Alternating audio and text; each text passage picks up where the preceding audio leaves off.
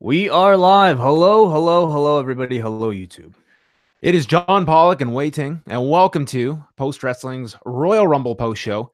After that show just breezed by. I feel like it was just moments ago that it was 5:00 p.m. Eastern time, and I closed my eyes, and all of a sudden, it's after midnight. It's a new day, literally.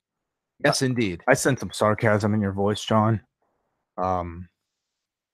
I will say, I was thoroughly entertained by this show. I did not feel the drag that much.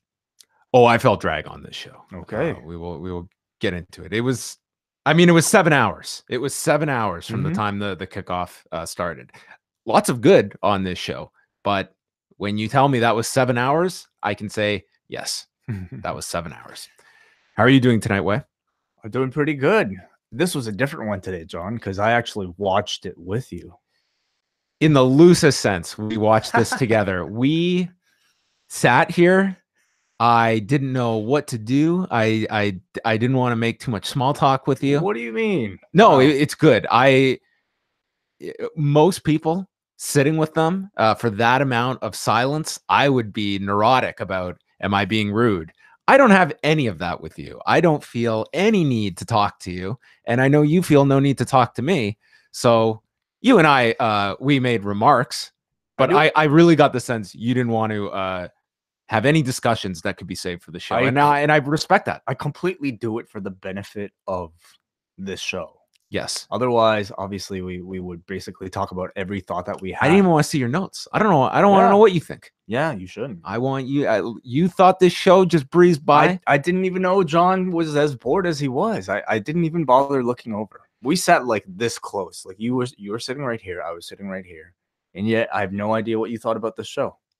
Yeah, I think it's wonderful. It's great. It's great when you have two antisocial individuals that then have to talk. Braden and Davey are having a party. Oh, God. They got like 10,000 people in the basement. Davey was probably in tears when Kairi Sane came out. Braden's hugging him. I mean, the complete opposite. All right. Big show ahead. We're going to have a full rundown of the Royal Rumble, but then it is off to you. We want to hear from you.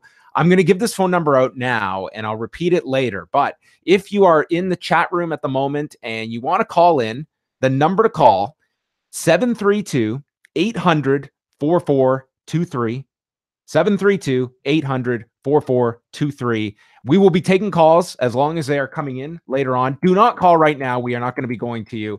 And if you do call and it's busy, do give it some time as we are working through all of this, and hopefully we can hear from a lot of you tonight. And of course, the chat room that John was referring to is the YouTube chat room, which is where we are broadcasting the live version of these pay-per-view post shows.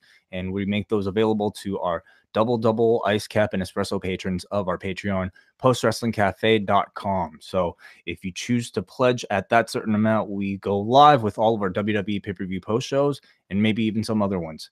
So that's a privilege that's afforded to you guys. So feel free to call in a little later when we call for feedback. Yes. So look forward to that. And yes, after each WWE event, maybe more in the future, you can join us live. All right. We have no time for chit chat, but this show, it's a big one.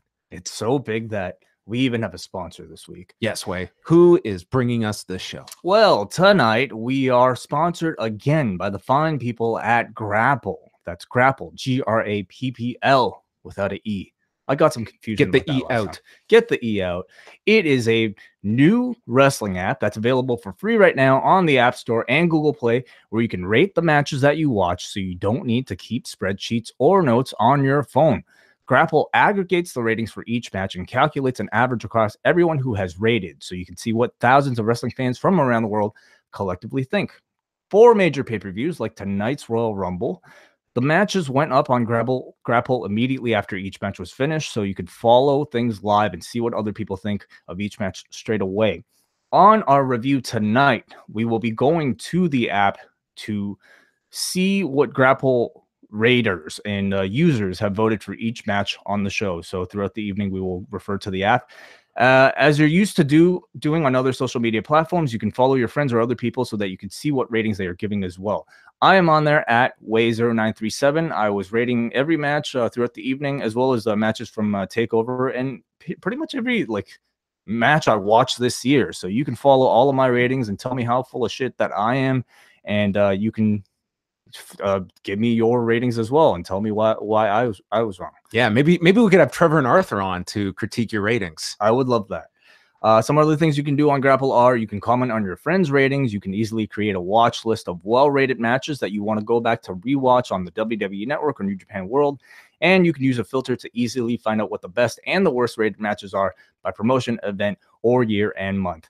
At the moment, Grapple includes WWE, New Japan, Ring of Honor, Progress, Impact, PWG, Lucha Underground, and Evolve matches. And it now has nearly 28,000 matches on there going back to 1985. More promotions, old and current, are going to be added this year. So you can download Grapple right now for free. Just search GRAPPL, no E on the end, on the App Store and Google Play. For more updates, follow Grapple app, GRAPPL APP, on Twitter. Yes, and throughout the show, after each match, we will give you a sample of what the users were voting each match at with the star rating system. Mm-hmm. All right, let's get into it. Royal Rumble from Chase Field in Phoenix, Arizona. First of all, what did you think about the environment tonight? They did bring it up on the broadcast. It's not too often you see them run a baseball stadium. They have run many different versions of stadiums, whether they be football stadiums or soccer stadiums even. We saw the over in Australia recently where they've been, but baseball stadiums, very different configuration. And for this one, if you were expecting the big, elaborate set for a major pay-per-view, that wasn't the case because they were coming out of the dugout. And now, has that stopped them in the past? Because Skydome's a baseball stadium. Yeah, I mean, it's like it's all in how you can customize the logistics of the stadium of what provides, what is the easiest. You remember when they did the Alamo Dome for the Rumble, one of the factors they had to take into consideration was it was such a long entranceway that you had to steer the guys out on a motorized vehicle. Mm-hmm. And maybe just coming out of the dugout, you can cut down on that, because as we can see with this show, time is extremely critical, and you don't want to be spending X amount of time of guys just getting down a huge entryway when you've got to be doing 60 entrances throughout the night and on top of everything else. So that's just me spitballing of what might have been. And I had no issue with it tonight. If you love the big elaborate set, it wasn't there, but it was practical and it was a quick entranceway. I'm somebody who typically loves the big elaborate sets, but I was a fan of this one just because it was a change of pace. I thought it was looked different. Yeah, it had a different feel. Felt like a big show. I thought it was kind of neat that they were coming out of a baseball dugout. To me, it separated this particular show from any other cut and paste set that they would have at any other event. Yeah, I mean, there were some moments on the show where I was wishing they would go to the bullpen and bring a reliever out to take someone out. I was just more going for the joke there. I'd like the little bend in the ramp. Where some of the guys had to slow down because it was like not a 90-degree turn that they had, but it was like you had 45 degrees. You had to turn those hips and get those legs around that little hook. So anyway, that was the setup. The number that they gave, the attendance figure, was something insane. The number being thrown out as the legitimate figure. It's we don't know the legitimate figure, but going in, it was around 25 to 30,000 is what was expected. And what was the actual attendance WWE gave? They gave 48,193. Okay, so anyway, we'll possibly get the paid figure coming out of this show. But in terms of the crowd, I mean, this wasn't like a stadium show where the atmosphere ever heard it. Like when they were loud, but when they were out of it, you could tell when they were out of it. And I didn't think that had anything to do with the acoustics or anything. I feel that was more just the fatigue of the crowd or characters that they were very much invigorated by, that you did hear them. Yeah. So on the pre-show, it started off with Jonathan Coachman, joined by Beth Phoenix, Booker T, and Jerry Lawler, and a few announcements coming out of the pre-show. Drake Maverick announced that Akam is injured, which we had reported on. He had arthroscopic knee surgery. He's expected to be gone 2 months. And Razor, his teammate, still wants to be a Raw Tag Team Champion. So Drake has come up with the ingenious idea that Razor teams with Scott Dawson to face Bobby Roode and Chad Gable tonight. Okay. For a shot at a future shot, I believe it was this a non-title match? I believe it was non-title, wasn't it? He at the end of this promo, I was certainly unclear about it. I didn't even Then realize the outcome of this made even less sense. Well, I to didn't me. even realize why this match was happening. I didn't know either. To be quite honest, one of the matches on the main show should have been added on the pre-show. I think so. There was too many matches on the main show, and quite honestly, I know it's a Shane McMahon match. That one could have headlined the kickoff.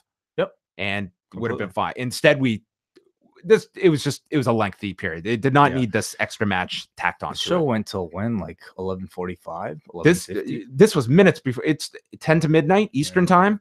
So yeah, they could have, like, on the network schedule, the out is 11 o'clock. So they went like 45 minutes past what the targeted end time was.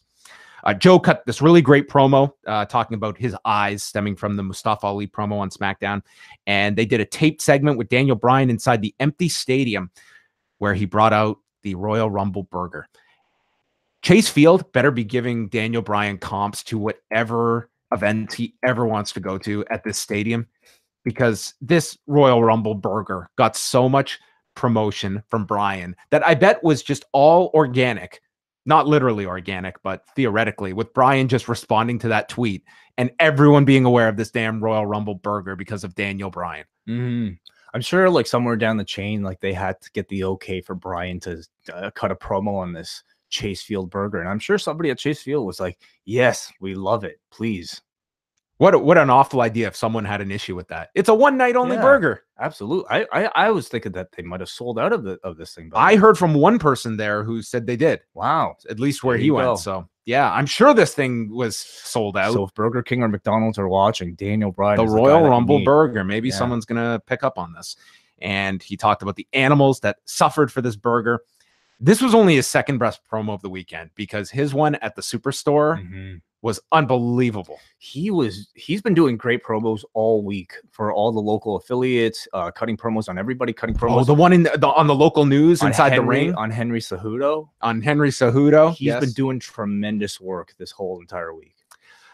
So anyway, don't call in yet, everybody. Yes, don't call in yet, everyone. We're literally doing the show right now. So anyway, great promo here. Bobby Roode, Chad Gable versus Razor and Scott Dawson.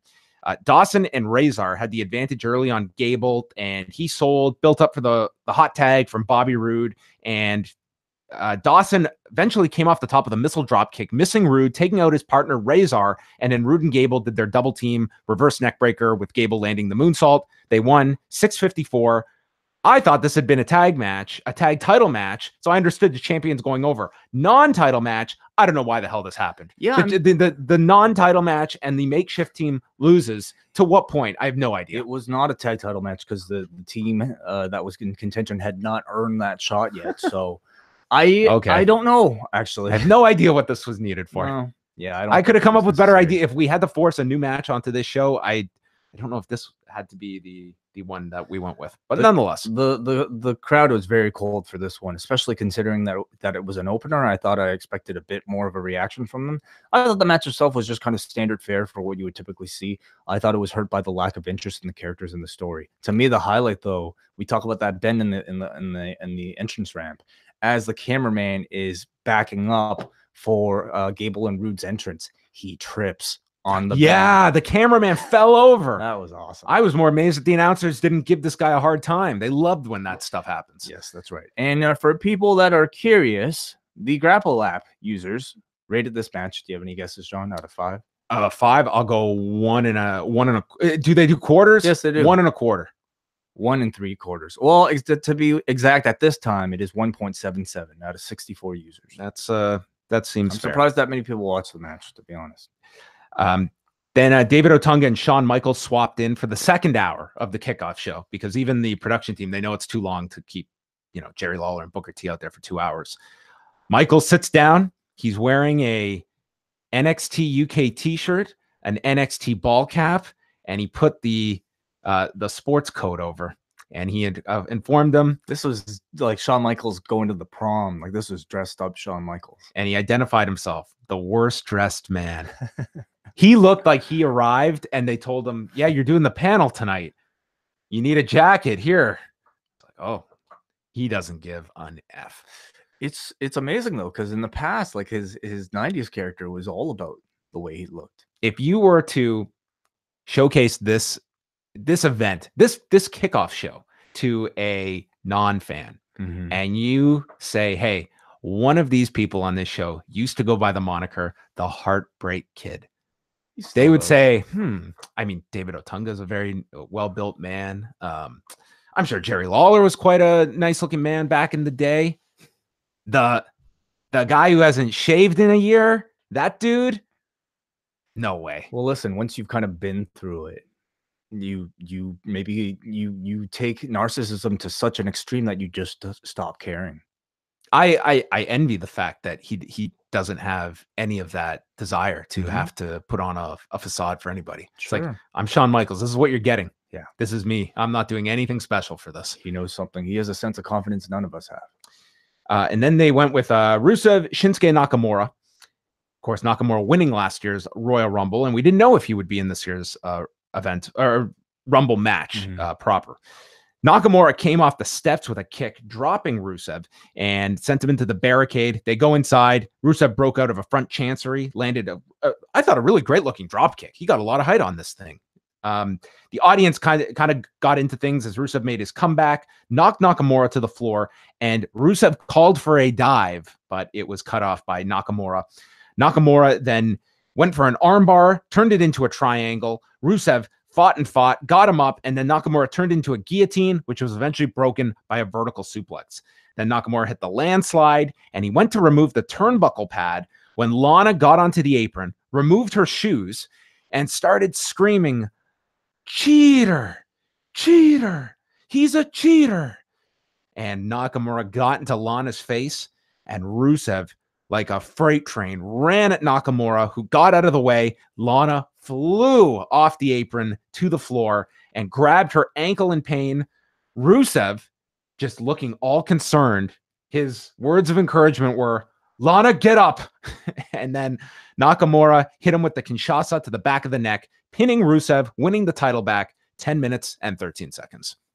Yeah, I was sort of commuting to your place as this match was happening, but so were most of the people entering Chase Field. But I rewatched most of it in faster speed to me, and it just, I don't know, felt like a bit of a standard Raw match against SmackDown match. I mean, yeah, I thought this would be slightly above average television match. I'm not much. I'm not expecting anything great for the kickoff. You know, like why? Wait a minute. Wait. What was coming up next? Unless it's a main event, I suppose. I thought this would be the main event, and I think the fact that they weren't tells you perhaps maybe what they think of the cruiserweights. I mean, they only had 2 minutes less than the cruiserweights. I was expecting. I mean, this was fine. I don't want to. It was also to set up Lana's spot. Yes, for later on, which would have bigger. One of the biggest implications on the show. Actually, this was actually a very big angle for what it led to. But I imagine obviously the feud continues. Grapple users rated this match 2.55. Okay, what do you see as Nakamura's Mania opponent, or even coming out of this? I mean, it seems like he'll continue with Rusev. Yeah, I don't have a clear cut path for where Nakamura is going to go after this. Like, I don't either. I mean, it could be any of those guys. I'm not really sure if he'll even have the title by Mania.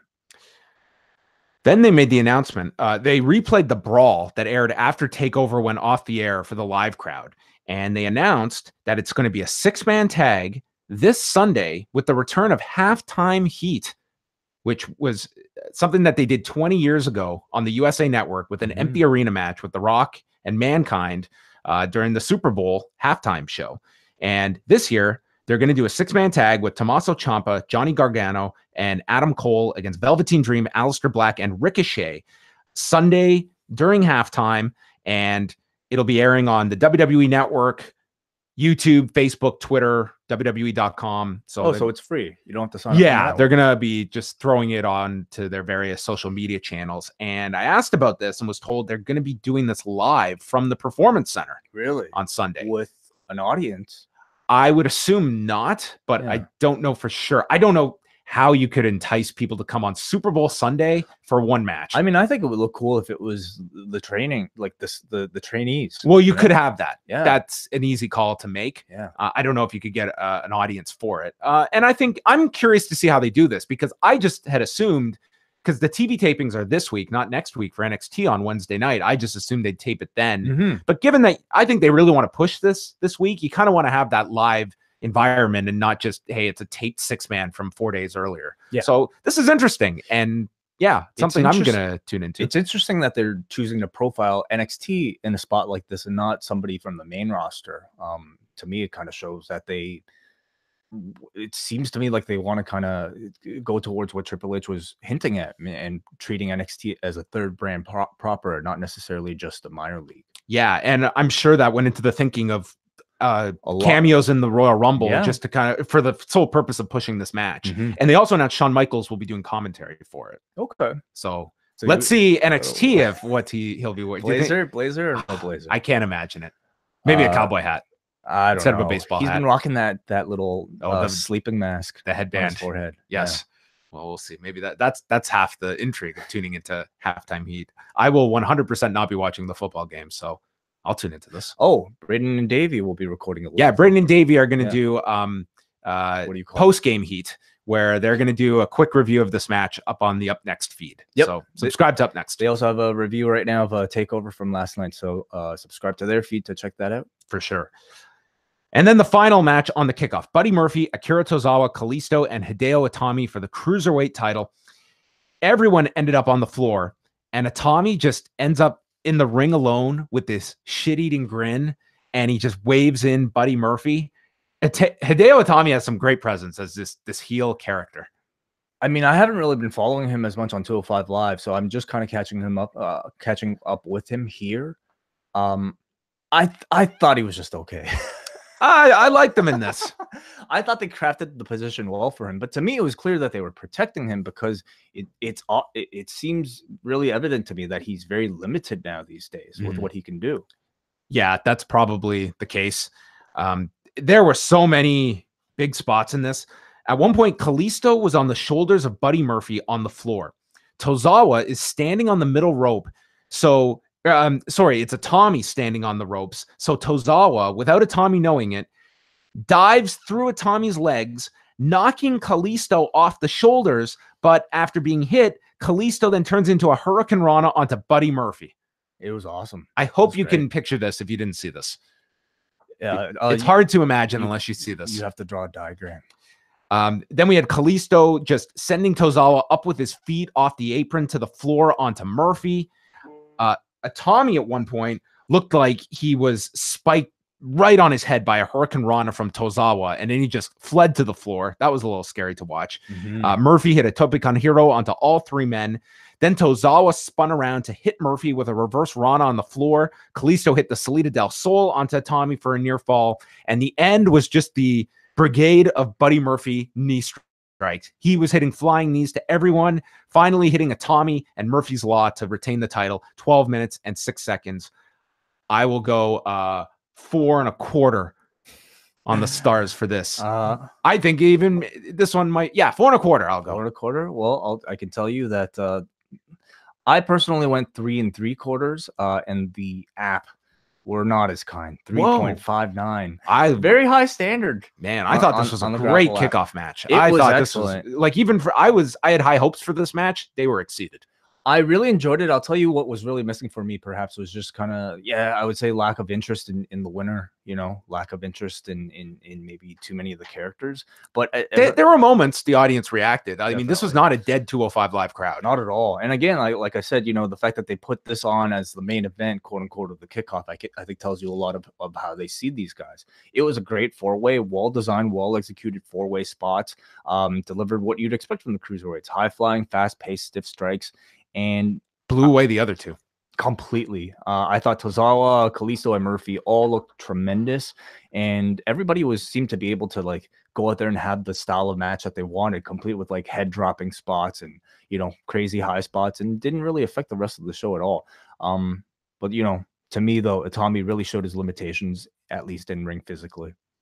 Drew McIntyre cut a promo to end the show, taking credit for getting rid of Dolph Ziggler, Kurt Angle, and John Cena.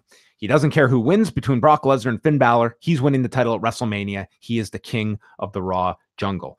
He brought up John Cena. We should bring everyone up to speed on that, because Sunday afternoon, this was around 2:30 p.m. Eastern time, the WWE announced John Cena will not be at the Royal Rumble due to his quote unquote ankle injury. And I mean, we talked about this Monday, we talked about this Tuesday on the show. As I was told, he was never scheduled to be on this show. I was, even by WWE standards, very surprised they let it go this late into the game. And I don't know how many fans will really care about this, like such blatant false advertising, but I just feel it's a bad look. And I think that for this show, given it was a baseball stadium and they did not sell out, I think they were more apt to do this kind of thing with Brock Lesnar and Braun Strowman and with this Cena thing. And I just think it's a really bad look to just for a guy that was never going, he told them he was never going to be part of this. I don't know. That just would leave a bad taste in my mouth if I was a parent that took my child to this event who's banking on seeing John Cena because he was promoted for this show. But maybe there's not too many people like that. So I don't know how big of a deal this is to people, but I think it's worth noting. I think it is too, but I think we give wrestling such a pass because we're so used to this type of sleazy false advertising from professional wrestling that we just like let it slide and probably won't be talked about again. But I don't think it's right. I certainly don't think it's right. They easily could have just said on Tuesday with the video, he's not going to be there due to this ankle injury. They let all week he's questionable, which the wrestling fan in you says, oh, that means he's showing up. He's questionable. And then they just like sneak this in, and then they quickly got Braun Strowman is replacing him. Yeah, and like you said, I have to wonder how much difference it made to ticket sales, because I don't think Cena to them it must. Yeah, I guess to them would have done it, but you know, to at least to me, and maybe I'm not even the target demographic to answer a question like this. Cena was never a draw. Like I know he wasn't going to win the Rumble, just to see him appear at the Rumble or see him he wasn't advertised for a match. I just didn't see I didn't see it as something big enough to lie about. Yeah, I think you'd have to talk to the person that maybe goes to one WWE show a year or is not, and they're going to ask, well, who's on the show? Yeah. That's when you're selling this many tickets, that's a factor of who's being advertised. Why not say The Rock? Yeah, why not? Why not? Let's just say he's questionable. Yeah. So we move on to the main show. Started off with Asuka and Becky Lynch for the SmackDown Women's title. Surprised at all with the placement of this match? Not so much. I think, though, you know, as soon as Becky came out, I think most of us could automatically assume her presence in the Rumble later tonight. So Becky is screaming at Asuka, fight me, fight me. And Becky starts working over the left arm of Asuka. And this was a show that was very heavy, takeover a bit too, of like isolating body parts and working them over. And Asuka caught Becky with a knee as she came off the turnbuckle, landed a spinning back fist and released German. And this was the kind of match where Asuka could just go full out. And at times you're just like bracing yourself for like her offense, which is very, very tight. And at times you're just watching and she's just going full out here on Becky. Asuka teased the German suplex spot off the apron. Becky held on and was able to break free. So then Asuka has Becky on the apron, and what we could gather was she was trying for a fisherman buster, but they ended up like twisting over, and it looked like Becky's head crashed onto the floor. This was the most frightening moment of this match. Might have been like a neck breaker of some sort. I know they probably needed, or they felt like they needed an apron spot in this particular match to really drive the crowd up, but it did not look good. And I feel like you could have achieved something like this without less risk. Yeah, I thought this was the like glaring negative of the match. Without as much risk. Right. So anyway, I mean, Becky continued. She seemed fine afterwards, but it was a scary moment there. Becky came back with a Beck-sploder off the second turnbuckle and then missed with a leg drop off the top. So Asuka goes for the Asuka lock. Then she applies the disarmer onto Becky, who counters it with her own version of the Asuka lock. And then Asuka rolls on top, getting a 2 count. Becky gets the disarmer applied herself. Asuka escapes and rolls Becky back to the Asuka lock. And she did a variation, kind of like Daniel Bryan's cattle mutilation, and forces Becky to tap out at 17 minutes and 9 seconds. She added a bridge to the Asuka lock. Like a cool little variation that which I always liked like when Kurt Angle would do the ankle lock, but then he'd like twist and go down. Yeah. Like there's an accelerated version of this already dangerous submission that you can go into another gear with for, you know, this dangerous opponent. Yeah. So I like that aspect to it. I wasn't crazy about Becky Lynch tapping out here and losing this match it was still a great match. And I think the end obviously justified the means, but it's kind of interesting to look at the thinking that went into booking this match. I guess you wanted to put Becky in a prominent match beyond advertising her for the Royal Rumble. You mean the idea why this was created? I think that's as opposed to just putting Asuka with another opponent and Becky is advertised for the Rumble. I think that's part of it. The fact that they needed Becky in a big match to help sell a stadium show, because that's what I thought. She's the hottest product in the company right now. But you know, to have Becky tap, I could only say that maybe the idea was because they felt like Asuka really needed it. You know, she's somebody with the championship, but has really felt like second, third fiddle to Charlotte and Becky this entire month. So, and WrestleMania, that is going to be the clear-cut B title. Absolutely. So I think elevating her by giving her a strong win in a strong match here, which I thought was actually really good against Becky Lynch, the hottest person in the company, I thought did really well for Asuka. And I didn't have as much of a problem with it because by the end of the night, we would have probably forgotten about Becky tapping, right? With her Rumble win. Yeah, I just feel that if you were to lay this scenario out, it's not risky for sure. Yeah, when you're saying Becky is the hottest woman and this is like throwing Asuka a bone, I would be concerned that is that cooling off Becky to enhance someone that is not our number one person going into Mania. I don't think that was the end result on this. I don't think it was I think harmful, but I think they're very, very confident in Becky, and you know this also potentially sets up a rematch between these two later on. That's true. Yeah, you can go there, but you know, at some point. I thought a really good match. I thought this was one of the better matches on the show. I was really turned off by that spot just because it was, you know, the woman's coming off a concussion, and it just that kind of thing can take you out of a match. I feel like that's half this roster. Everybody's coming off concussions, but certainly a little bit sloppy at points. You know, I'm not going to excuse a lot of that, but nonetheless, I thought throughout it, an exciting match with some pretty intricate spots that were pretty well executed. I actually liked the finish with the extra bridge. I did too. So, the Grapple app rated this particular match 3.86. Okay, I can see that. Yeah, I would. Yeah, I can see that. That's in line. Next up, Sheamus and Cesaro against The Miz and Shane McMahon for the SmackDown tag titles. I definitely felt this belonged on the pre-show. I think it wouldn't have hurt. I don't think this match belonged, period. Well, on any show. Was this the worst match on the show? Okay. Would define worse, like poorly wrestled or poorly reacted to. Oh, well, they're two different things. But for my enjoyment, I did think this was the worst. I thought that this, not including the kickoff, I guess. Right. Yeah, I wouldn't include. The kickoff. I think though the first two matches were kind of at the bottom. Though. Yeah. Let's just go through this match first. The Miz's father was in the front row, which I found entertaining. That, you know, his father has shown up before for his matches, but I like the fact that, you know, the idea his father came here to the show because his favorite wrestler, Shane McMahon, is wrestling. Did they explain that? They didn't say that, but that was all part of Miz's promo. And I wish the announcers kind of hit this, that like, he's here to see Shane McMahon, not to see his son. Right. Because his dad is the big Shane McMahon fan, and that's why Miz wants to partner with him. Well, dads are very much like part of this entire storyline. The reason why these two team together. So the fact that he was so focused on, I'm sure is something that they'll hit on. Maybe something that the announcer should have touched on a bit more. Shane started the match with a double leg takedown onto Sheamus, who was pissed that he was taken down. And they placed Cesaro onto the announcer's desk. Again, Shane teased his climb, and Sheamus attacked The Miz, saving Cesaro. So Shane instead hit this huge flying clothesline onto Sheamus on the floor. He gets incredible height on this. That flying clothesline was nuts. He does, yeah. They get the advantage on The Miz for a long period of time. And Shane's jumping is great. I think he does a great job. Yes. Unfortunately, he crashes at times and hurts himself. Well, and unfortunately, he decides like he doesn't just rely on his jumping in his matches. Instead, he relies on his MMA, vast array of MMA knowledge, which we'll talk about. His striking is like you're watching a jump cut. They got the advantage on The Miz, and when The Miz has to sell as a babyface for a long period of time, it grinds things to a halt.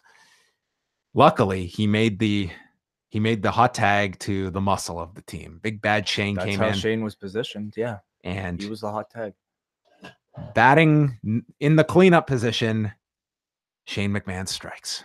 Oh yeah, And he was going for some home runs, and he was waffling. Shane must think he looks like great when he's doing this stuff. Like in his mind, he must think he looks incredible. Yeah, it's got to be like a weird episode of like Shane McMahon's Black Mirror, where he goes home and he rewatches his matches and he sees something we don't. He's like, oh, look at that. They're so fast. They're so quick. They look real. So, I mean, they're consistently shit. They're never like, they never deviate. Because they're always awful. That's why I'm so surprised that they're focused on it and like featured as much as they are. You know, like this is his spot. Yeah, it's almost it's like he just goes by these different rules. I don't know what it is. Like it's just delusional. So he sets up both of them for the coast-to-coast dropkick. Cesaro catches them in midair and does the giant swing and just keeps going and going and going. Does Shane get vertigo? No, he gets a triangle and applies it to Cesaro. And I mean, Wai, who didn't want to say anything to me, even he couldn't keep his comments to himself here, as he's just like, what the hell is this? It's got to be like Phil Nurse, like telling him, you're doing great, Shane. Like, you're doing great. Did you sign up for another month? Great, man. That looks great. That triangle looks awesome. Oh, my God. Sheamus broke it up with a flying knee, as a purple belt himself here was just... Is he a purple belt? I have no idea what he is. Sheamus missed a brogue kick and hit his partner, Cesaro, allowing The Miz to take out Sheamus with the skull-crushing finale. Shane McMahon climbs to the top, and he hits a shooting star press onto Cesaro, pinning Cesaro at 13 minutes and 21 seconds. Shane and Miz win the SmackDown tag titles. Hey, I got to say, he nailed that shooting star He did. press. He did. This looked like it was right out of video game. One of the THQ games. Like it was a beautiful-looking shooting star press. Especially at his age. You know? Yeah, he's 49. Yeah, absolutely. But everything prior to that, I thought was very, very average or just simply bad. I think the positioning of Shane McMahon as this dominant muscle wrestler is very difficult for me to buy. I mean, I can accept him as the backyard wrestler who jumps off of high things. I could not take him as the cleanup man in a team of actually trained professional wrestlers. Like he's booked closer to the Undertaker than most guys on this roster, Raw or SmackDown. He is protected. He is kept up for big shows only. The matches are catered to him. Yeah, it's everyone else sells for him. They put him over. Like he is the closest thing to the Undertaker, barring maybe Brock Lesnar, complete with the MMA moveset. You know, like I can't take the MMA repertoire like Shane McMahon thinking that he is this because he's taken fantasy camp with like UFC coaches that he all of a sudden thinks he can incorporate this stuff convincingly into his repertoire. So they win the tag titles. They don't go with the split here at the Rumble. Instead, they'll have this run with the tag titles. And do you still foresee the split? Or do you think maybe they'll find something here with this babyface tag team? The split, I'm almost positive is coming. I just don't know when. Maybe they'll take it all the way to Mania. Yeah. So I mean, again, I've enjoyed the story of Shane McMahon and Miz. Yeah. It's the match didn't do much for me. I would go 1.75. Am I being generous? No. Oh. No, you're not. The app voted 2.64. 2.64. Yeah. Okay. Well, that was a hell of a shooting star press. Hey, for his part, I thought Cesaro especially was very good. I'm guessing that's the bulk of the rating. I thought he understood what his role was here, and he was perfect for it. Yeah. And the audience really popped for the finish at the end. Like they were into this title change at the end because of the story behind it. They celebrated with Mrs. Dad, handed him the titles. And then we went to just the best interview of all time. Charlie Caruso is interviewing Sasha Banks. Okay. This is not pre-tape from earlier today. This is not at Access. This is as Sasha is getting ready to go to the gorilla position and go out for her world championship match. One could argue the biggest match of her career with Ronda Rousey. And Charlie says that there's some people out there who believe you will fail. What do you think about this? Wow. Sasha disagreed. I was shocked. Mm-hmm. And she said that she has a different outlook and she's going to tap out Ronda Rousey. Like what a stupid interview. Yeah. If it was like a mean Gene Okerlund, how do you think he would have phrased this differently? You know? Yes. Yeah, I think so too. Yes. So what's stopping somebody like a Charlie? I mean, why am I even asking this? Why would These people are not. Why would they write this for their interviewers? Oh, I know. And it was like I felt it was like I felt bad on Saturday that I'm sure Sam Roberts got so much flack for the Bianca Belair bit that they did. And it was like, direct your anger to the right source. This is not Sam Roberts going off on him on Bianca Belair out of nowhere. Like these are the directions. It is like these are the people that are carrying out the story. So these are not the people that are, furiously researching and coming up with their own questions. They're just in these roles, but it's just like, what a silly interview. Ronda Rousey, Sasha Banks for the Raw Women's title. And they start off and they are both like just playing these cocky characters that are just trying to one up the other. You have Banks, who is just what a tremendous heel she was at the beginning here. And Ronda was kind of out healing her at some points too, because I felt like she was trying to show up Sasha, that I could see the divide in the crowd as well. Right. Yeah. I think from both of their perspectives, maybe less heelish and more like just kind of bravado. Yeah, no, I took it as these are two rivals that are obsessed with beating the other to be the best. It was a great dynamic. Rousey went for the three amigos, and she even did Sasha's little like signature pose. Crowd did not like her doing the three amigos. No, they did not at all. They chanted for Eddie, and then they were like, "Damn you for incorporating Eddie Guerrero's move. Only Sasha is allowed use of this." Banks hit a suicide dive into an arm drag as she landed it. And then Rousey goes to punch her on the floor, misses, and hits the ring post, which is becoming a spot that is becoming very, very prevalent in pro wrestling. Yeah, punch the post spot. They even shut the LED screen on the post. Oh, yeah, because she hit it so hard? Yeah. Oh, wow. That happens. Because she knocked its lights out. Banks attacked the right arm, and this was Rousey's limb to sell throughout the entire match. Rousey rolled into the Piper's Pit, but it was countered into an armbar by Sasha, who is pulling back on the fingers of Rousey, and then moved to the Banks statement. Rousey gets to the rope. Then Banks is trying a Kimura, all her offense centered around the arm. Then Sasha goes for another suicide dive. Rousey blocks it and applies the armbar on the floor, causing Sasha to tap, but they're outside, so it doesn't count. So now we have both women selling their arms.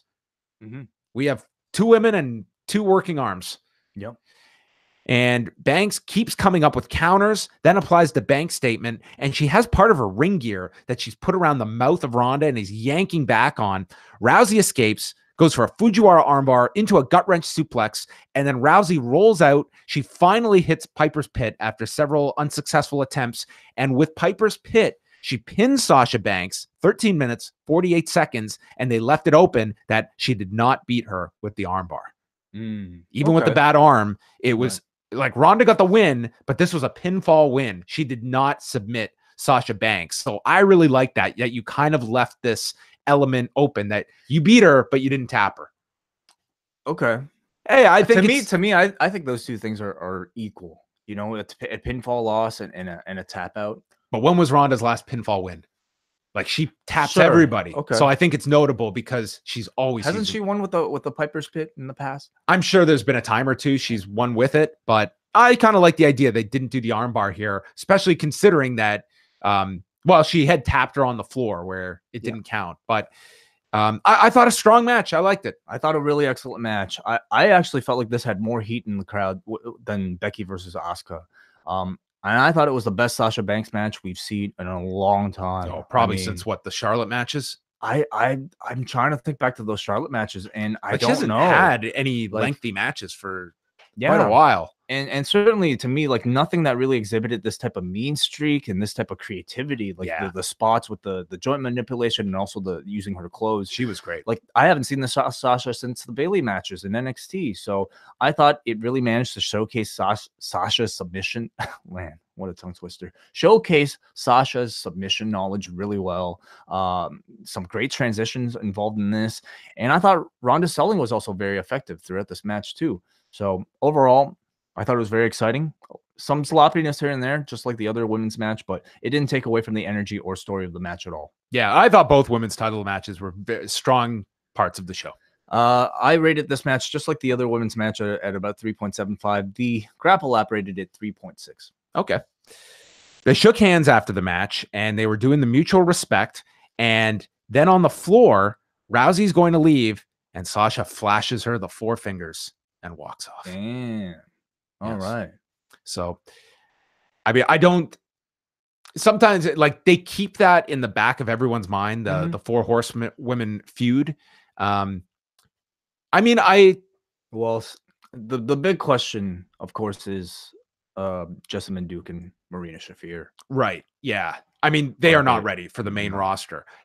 If the idea, and I think storyline wise, it makes no sense at the moment to pair Charlotte and Becky together. Yeah. Even in working together. So I don't know if this was just like a throwaway thing to just keep that in the back of people's minds. Sure. But if you believe that Ronda's taking an extended sabbatical after WrestleMania, I don't know if I'd want them to just like shoehorn this into one of these pay-per-views coming up before WrestleMania. Like it's just, let's just get it done now.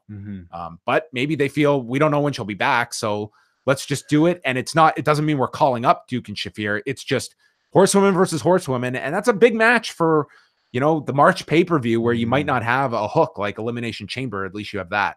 Yeah. I think personally, it probably needs at least another year for, those two to really develop, and hopefully by then all the stars will align, but maybe they won't. They might be concerned. Maybe the stars are not going to align, and we don't know if we'll have these 8 bodies all together at the same time. And it's like, who knows what'll happen a year from now. So maybe they just want to get it out of there. But anyway, prominent part of the post-match. So then we go to our first of 2 Royal Rumble matches. This year, it's the women's match that is up first, closing with the men's match. And to Wai's delight, as he informed everyone this week, I've only got 2 ears, but we have 4 voices. Tom Phillips, Corey Graves, Renee Young, and Beth Phoenix. I didn't find a lot of people were aggravated by Corey Graves. I didn't think Jerry Lawler added a whole lot in the Rumble match. I didn't think JBL added a whole lot. Hey, ideally, I want 2 people calling a match. I can settle with 3, 4. I just go to a default, and I'm kind of tuned out. Well, I do think they do a good job of laying low and letting other people talk. You don't really get too many instances of people talking over each other. I actually like Beth on commentary here. I thought she was able to add a lot of personal kind of she was in the Rumble last year, so she could personally speak about a lot of the participants. She did the Mayhem Classic, so she had a lot to say there. But Lawler, I don't think added anything to the group. Lawler's just got his same rehashed, like switching his pick of the winner each time someone shows up that he thinks is a favorite. Like had nothing to say about the NXT people. No, I mean, he's not watching NXT. I don't even know if he's watching Raw and SmackDown. So the women's match, number 1 was Lacey Evans, who came out cutting a promo that they'd witnessed history, and she's here to clean up the women's division. And she got a lengthy stay in this Royal Rumble. Number 2 is Natalya, who had an even longer stay. I believe it clocked in at 55 minutes and change for Natalya. She was in this probably more than that, because 55 was Sasha's record last year. I believe they said 55 or 56 minutes is how long she was in it. So it was long. And the women's match was very long, much longer than the men's match was. At the beginning, some really rough stuff. Evans lost her balance, and then she botched a kip up, and they were back to back. And the first one was right as Corey Graves was putting over her athleticism. So it was just ill-timed. She did hit this moonsault off the top, but I would say definitely you would have your reservations about her. Like they put her out here in a big spot for a long amount of time. And like, let's be honest, this Rumble match will probably be remembered for the final 10 minutes, but the first 60, this match had a lot of its challenges. I imagine they're with somebody like Lacey Evans. They're very much in love with maybe the character and I think her presence and her height and her ability to cut a promo under this character. I think the fact she was put in number 1 confirms like that. she is the Elias of, I guess, this division at this point. Yeah, that's interesting. In ring, you know, there's certainly still maybe a lot of development to be had. I think that was clear here. And you know what? I think that this showcased the depth of some of the women. So anyway, we'll go through some of the highlights here. Mandy Rose was in 3rd. Liv Morgan 4th, followed by Mickie James, Ember Moon, and then Billie Kay. And Billie Kay came out and she refused to enter the ring until her partner, Peyton Royce, came out to the ring, and she'd be there several spots later. Nikki Cross was out 8th and got a pretty good reaction. She shoved Billie Kay down on the floor and then took out everybody with a big cross body. And then number 9 was Peyton Royce, as they were now in the ring. Tamina was in 10th. She entered and delivered Samoan drops to a bunch of the women and then hit a splash off the top onto Nikki Cross. And the first elimination was Tamina dumping out Mickie James with a super kick. Number 11 was Xia Li, who was in the Mae Young Classic last year from China. And she was flipped by Tamina and then stumbled upon landing here. And yeah, I mean, I think they designed a big, like, athletic whole thing for her. Yeah, I thought her strikes looked really good. You know, I think she has a lot of potential. Yeah, she's a kung fu student. And I think she's been training for like more than a couple of years now. She was fun to watch in the Mae Young Classic. So she's just someone that needs more time. Unfortunately, this flip did not stick perfectly, and as a result, I think the crowd kind of just felt a bit flat for that reaction. This is a really big stage, and sometimes you're putting out people that are not quite ready, and it was an interesting choice that they went with her, of like all the people at the Performance Center, because she's not somebody who's really had any prominent storylines in NXT. No, she's not even on TV. Not even had matches. Like the Mae Young Classic, yeah, she had, but she had like some like basically like jobber matches on the show. I mean, she's probably appeared once or twice. No storylines then. Yeah, nothing like that. And she's not like a regular character or anything, just doing probably house shows. Yeah, so the fact that they decided to call her up for this particular match, I found it pretty interesting. Sarah Logan was in number 12, and Cross was seated on the top and got shoved down to the floor by the Iconics. So Cross is out. 13th was Charlotte Flair. And I've got to say, with the way this Rumble was going, Charlotte was a welcome addition at this point in the match. Evans knocked out both members of the Iconics, and then Lee was knocked off the apron by Charlotte.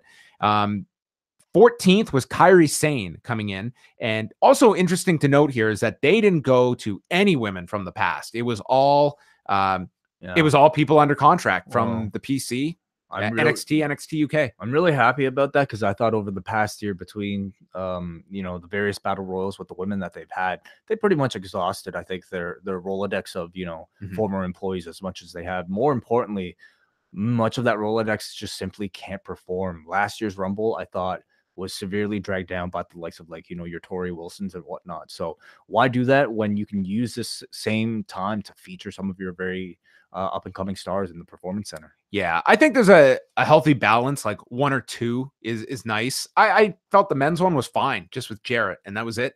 And you get the nostalgia pop, because I think you have trained the audience to expect it now, that you should deliver at least one. I also feel, though, I think with the men, it's a little different because you have so much more to choose from, and I think more colorful characters to choose from. Whereas I think with the women, like the number of characters that I think come from the past are quite limited. It's a smaller batch, but there are some there. Who else is left? Victoria comes in and does something quick. Sure. Okay. They're there. I'm just saying it's also. It's anyone from the past. They're getting a pop. You know what I mean? They went nuts for Jeff Jarrett tonight. And it was like, I thought Maria Kanellis would have received a bit more. She's a main roster person, sure. But yeah, I think it's more someone that's more unexpected than someone that's on the roster. So Kairi Sane comes in, and Charlotte eliminates Tamina. Then Kairi Sane and Charlotte have these big chops that they exchange. Sane hits the insane elbow onto Logan, and then Sane and Natalya work together to dump out Sarah Logan. That's when Maria Kanellis came in, followed by Naomi. And this was one of my favorite spots of either Rumble. Naomi delivers a head kick to Mandy Rose on the apron, eliminating her rival. So then Rose takes her off of the apron and is teasing like a power bomb to the floor. But Naomi backs down and does a handstand, and then adjusts and kicks Mandy Rose while on with this handstand. It looks tremendous. She balances on the barricade, kicks herself over to the steps, and saves herself. That part was great enough.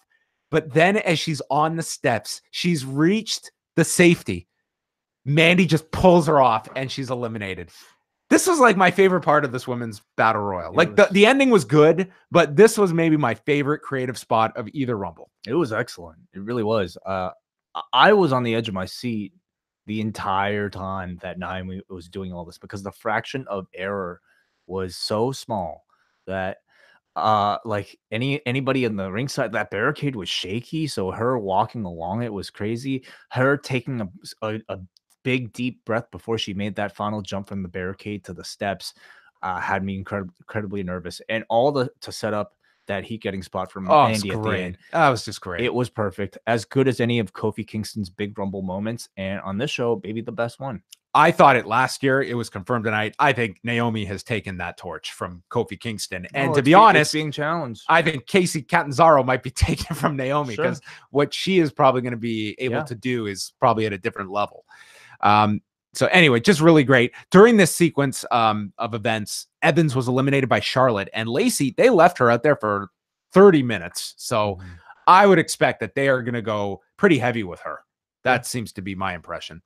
Candice LeRae was our next surprise at 17, followed by Alicia Fox. And Maria Kanellis tried to form an alliance with Fox, but then took her captain's hat and stomped on it. And Alicia threw a tantrum and then eliminated Maria Kanellis. This was, I didn't know what was going on here. It was a lot of stuff that didn't work. I think Maria, to me, did not look all that impressive in this Rumble, but we're at a stage now where I think everybody has to be a certain level of wrestler in order to, be taken seriously. And she seems like somebody kind of from a different era. To me, none of this stuff really resonated at all. Casey Catanzaro was next, and she came in to just do all her gymnastic spots. And she did this amazing twisting head scissors from the apron, rotating in midair to Alicia Fox. Yeah, she is super green if you watch the Mae Young Classic, but I look at like where she'll be in 18 to 24 months, and she could be outstanding. She's going to be a female Ricochet. Interestingly enough, I think they're dating. So yeah, she's fantastic. And you kind of contrast her to Candice LeRae, who we all know is great, but unfortunately, when she comes out just to this brand new audience, she didn't get much of a reaction. A lot of the NXT people, and it's more so of the women than the men, but especially the ones that are not featured characters on NXT, like they came out to crickets. Yeah, like her style, I think maybe takes a bit more to kind of really stand out to you, whereas somebody like a Casey Catanzaro immediately stands out with what she can do. I don't think anyone knew her coming out, but she instantly got herself over. And one positive is that for not every case, but most of the NXT people that had spots, they all got something. Like they were mindful of giving them something rather than just being cannon fodder for the main roster talent. Zelina Vega was 20th, and she ended up getting the comedy role where she would hide underneath the ring, and we'll get to that later. Ruby Riott was 21st, and she came out with Logan and Morgan, who had since been eliminated, and they started just going to town on people where they would attack them on the floor, send them into Ruby, who could dump them out. And this is when Vega is underneath the ring. Riott threw Alicia Fox out. Then she threw Candice LeRae out. And then Dana Brooke came in, number 22. This is where Riott caught Sane by the leg, shoved her down, and Sane went face first onto the floor, being eliminated. They were very sad to see Kairi Sane gone. Io Shirai was 23rd, and Shirai went after the Riott squad on the floor. Then she climbed to the top and hit a moonsault. And I wanted a ruling on this. I guess this meant she had not entered the ring yet, and therefore this moonsault did not eliminate her because she almost had her Mil Mascaras moment. Yeah, I would consider they could get away with this one because I consider like the top turnbuckle to be kind of like the apron. That's right. Like you haven't stepped into the ring, so you are still not in the field of play, I guess. So anyway, she was not eliminated.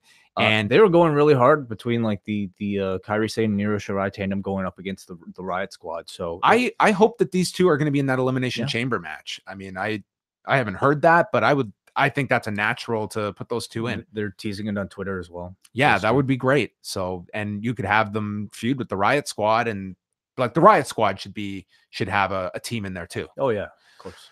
Rhea Ripley was 24th. She came out. Dana Brooke sent Casey Catanzaro to the floor, but her feet didn't touch. So she did a handstand and got to the post, climbed back in, and the audience applauded. I thought this was maybe one too many of the near elimination spots. It's like, this was our second of 3. Yeah. Second of 3. But I thought this one was really impressive too. When it first happened, I was like, oh man, come on. Naomi just did this. But then like she handstand walks all the way to the thing and does that like spider like flip up to the post. It was impressive. I thought very impressive. Ripley then just lifted and dumped her for the real elimination. Sonya Deville was out 25th. This was when Ripley drop kicked Dana Brooke off the apron, and she's out. So Zelina Vega comes from underneath the ring and is laughing at Dana Brooke. And then Hornswoggle pops out from underneath the ring and chases after Zelina Vega, who runs into the ring, gets eliminated by Rhea Ripley, and Hornswoggle chases Vega to the back. Yeah. Yep. Did that suffice for a surprise from the past for you? Oh, I guess that was another surprise from the past. We have Hornswoggle and Jeff Jarrett. Hornswoggle, yeah. Imagine sitting down. It's like, okay, these are our ideas. We only have 2. We only have 2. We can get anybody in the industry that we want. Anybody, just about anybody in the industry that's not under a contract will do this for us. 26 was Alexa Bliss, who came out to a monstrous reaction. Babyface reaction. Yeah, really big. And Bliss eliminates Sonya Deville when she gets in. Bayley was out 27th. She caught Ruby Riott in the corner, clotheslined her out, and they booked Bayley pretty strong here at the end. 28th was Lana. She comes out, she's selling her ankle from the pre-show injury, and she can't make it down to the aisle. She is just being checked on by the officials and just laying there. And they start chanting for Becky Lynch. 29th is Nia Jax. She comes out, she attacks Lana on the way to the ring. And then in the ring, Natalya tries to lift her, but is stopped, and Nia throws out Natalya, who they listed here was in for 56 minutes. So that would be the new women's record, I guess. Cool. And good spot for Nia Jax to eliminate Natalya after the long run. And then 30th is Carmella. And she comes out, but Becky Lynch storms out, and the place goes nuts. There's Lana laying down. She can't enter the match, and Becky is asking Fit Finlay to replace her. And she's pleading, and general manager Fit Finlay, just having seen his son chase off Zelina Vega, his head is just not in the right place, allows Becky Lynch to replace Lana. Our authority figure, Fit Finlay. I think he would be a great authority figure for the women's divisions. I think there's like a real life credibility. There's a connection there. Yeah. So, sure, why not? I would have been fine with Becky just storming in, and I like the fact that she's not the character that asks for permission. Oh. Well, I guess the main event you didn't really need permission either, right? Like the men's rumble. No, yeah, no, you didn't. Sure. So anyway, she's in the ring. Everyone was expecting it. Bliss and Moon battled on the edge. Ember Moon was in this for a long time.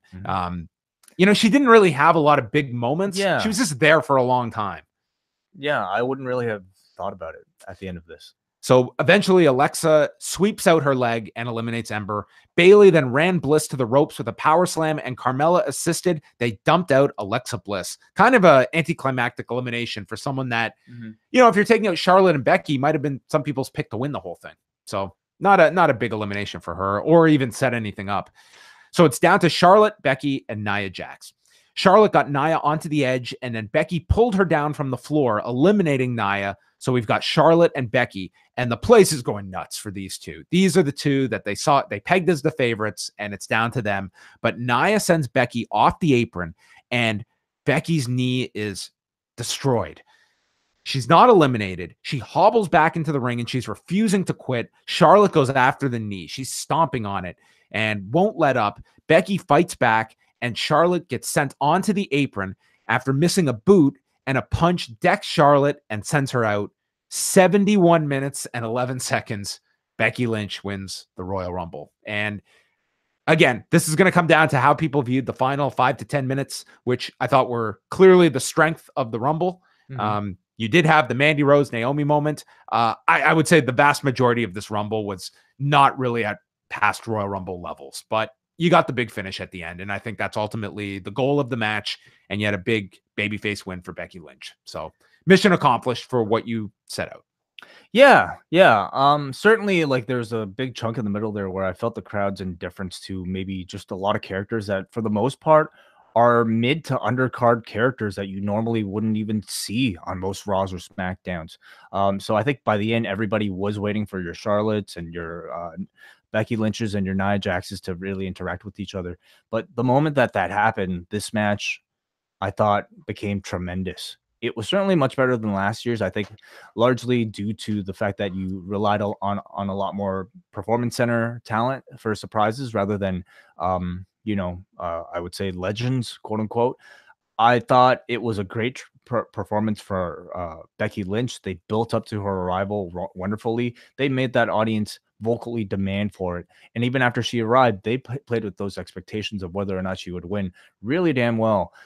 Great performance, I thought, from Charlotte Flair. To me, they've really now embraced her as a heel, at least in this match. Becky is an excellent babyface, but I think so much of her success is tied to the fact that her other half is Charlotte, who in this match was full on heel. That maniacal grin she had when Becky injured her leg, I thought Charlotte was great in this match. I thought good job from Nia as well throughout the entire evening. I think this match would have been significantly worse if Charlotte wasn't in for, she was in this for like 40 minutes. Sure. And she was a welcome addition when she came in. I go 3.25 on this. I wasn't as high on it. Yeah, the Grapple app agreed with you at 2.94. I went as high as 4 with this, and much of my reaction was probably largely due to my excitement of seeing that climactic finish. It was really well done at the end. I thought some really great showcases for Casey Canzaro, and I thought Rhea Ripley as well looked really great here.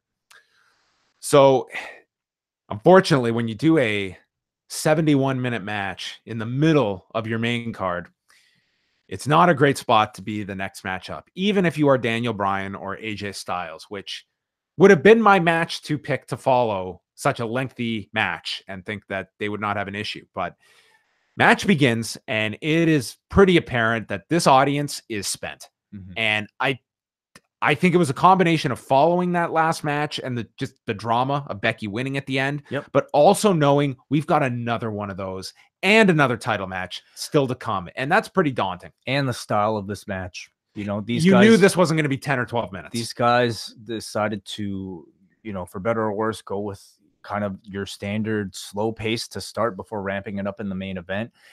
I also would say that this feud, as much as I think Daniel Bryan has been killing it as a character, the feud itself is not all that hot. It takes two to make a very exciting feud, and I don't think AJ has really been pulling his weight. I thought this was more a victim of circumstance than it was an indictment of the performers or the feud. But also, like, you bring up the point about the style of match, and I noted that too, that when you're working a stadium, it is a different psychology to working a stadium. And they were doing so much like intricate submissions and working of the arm, specifically of AJ's as well. And then, weakening the leg of Bryan, that, sometimes in an arena setting, like that stuff can translate a lot better than a stadium where you're just further out. And some of the more intricate stuff, like the loudest they got was Bryan doing the big kicks, like very big visual offense that everyone can get behind. Whereas the Sasha Ronda match, that was also working body part, but they were doing bigger movements. It was, but yeah, I think much more exaggerated movements. You had like dives to the floor as well. And I think better placement on the card with two big personalities, especially with Ronda as well. I mean, you do have two key personalities here, but I think it was just a combination of numerous factors that led to a match where the audience was on their hands for most of this. Like that, there was no denying that. And it was a very long match, which was kind of compounded by the finish to this. But so early on, Styles is thrown into the post shoulder first, and that is the focus of Bryan's attack. He is attacking the shoulder, attacking the arm.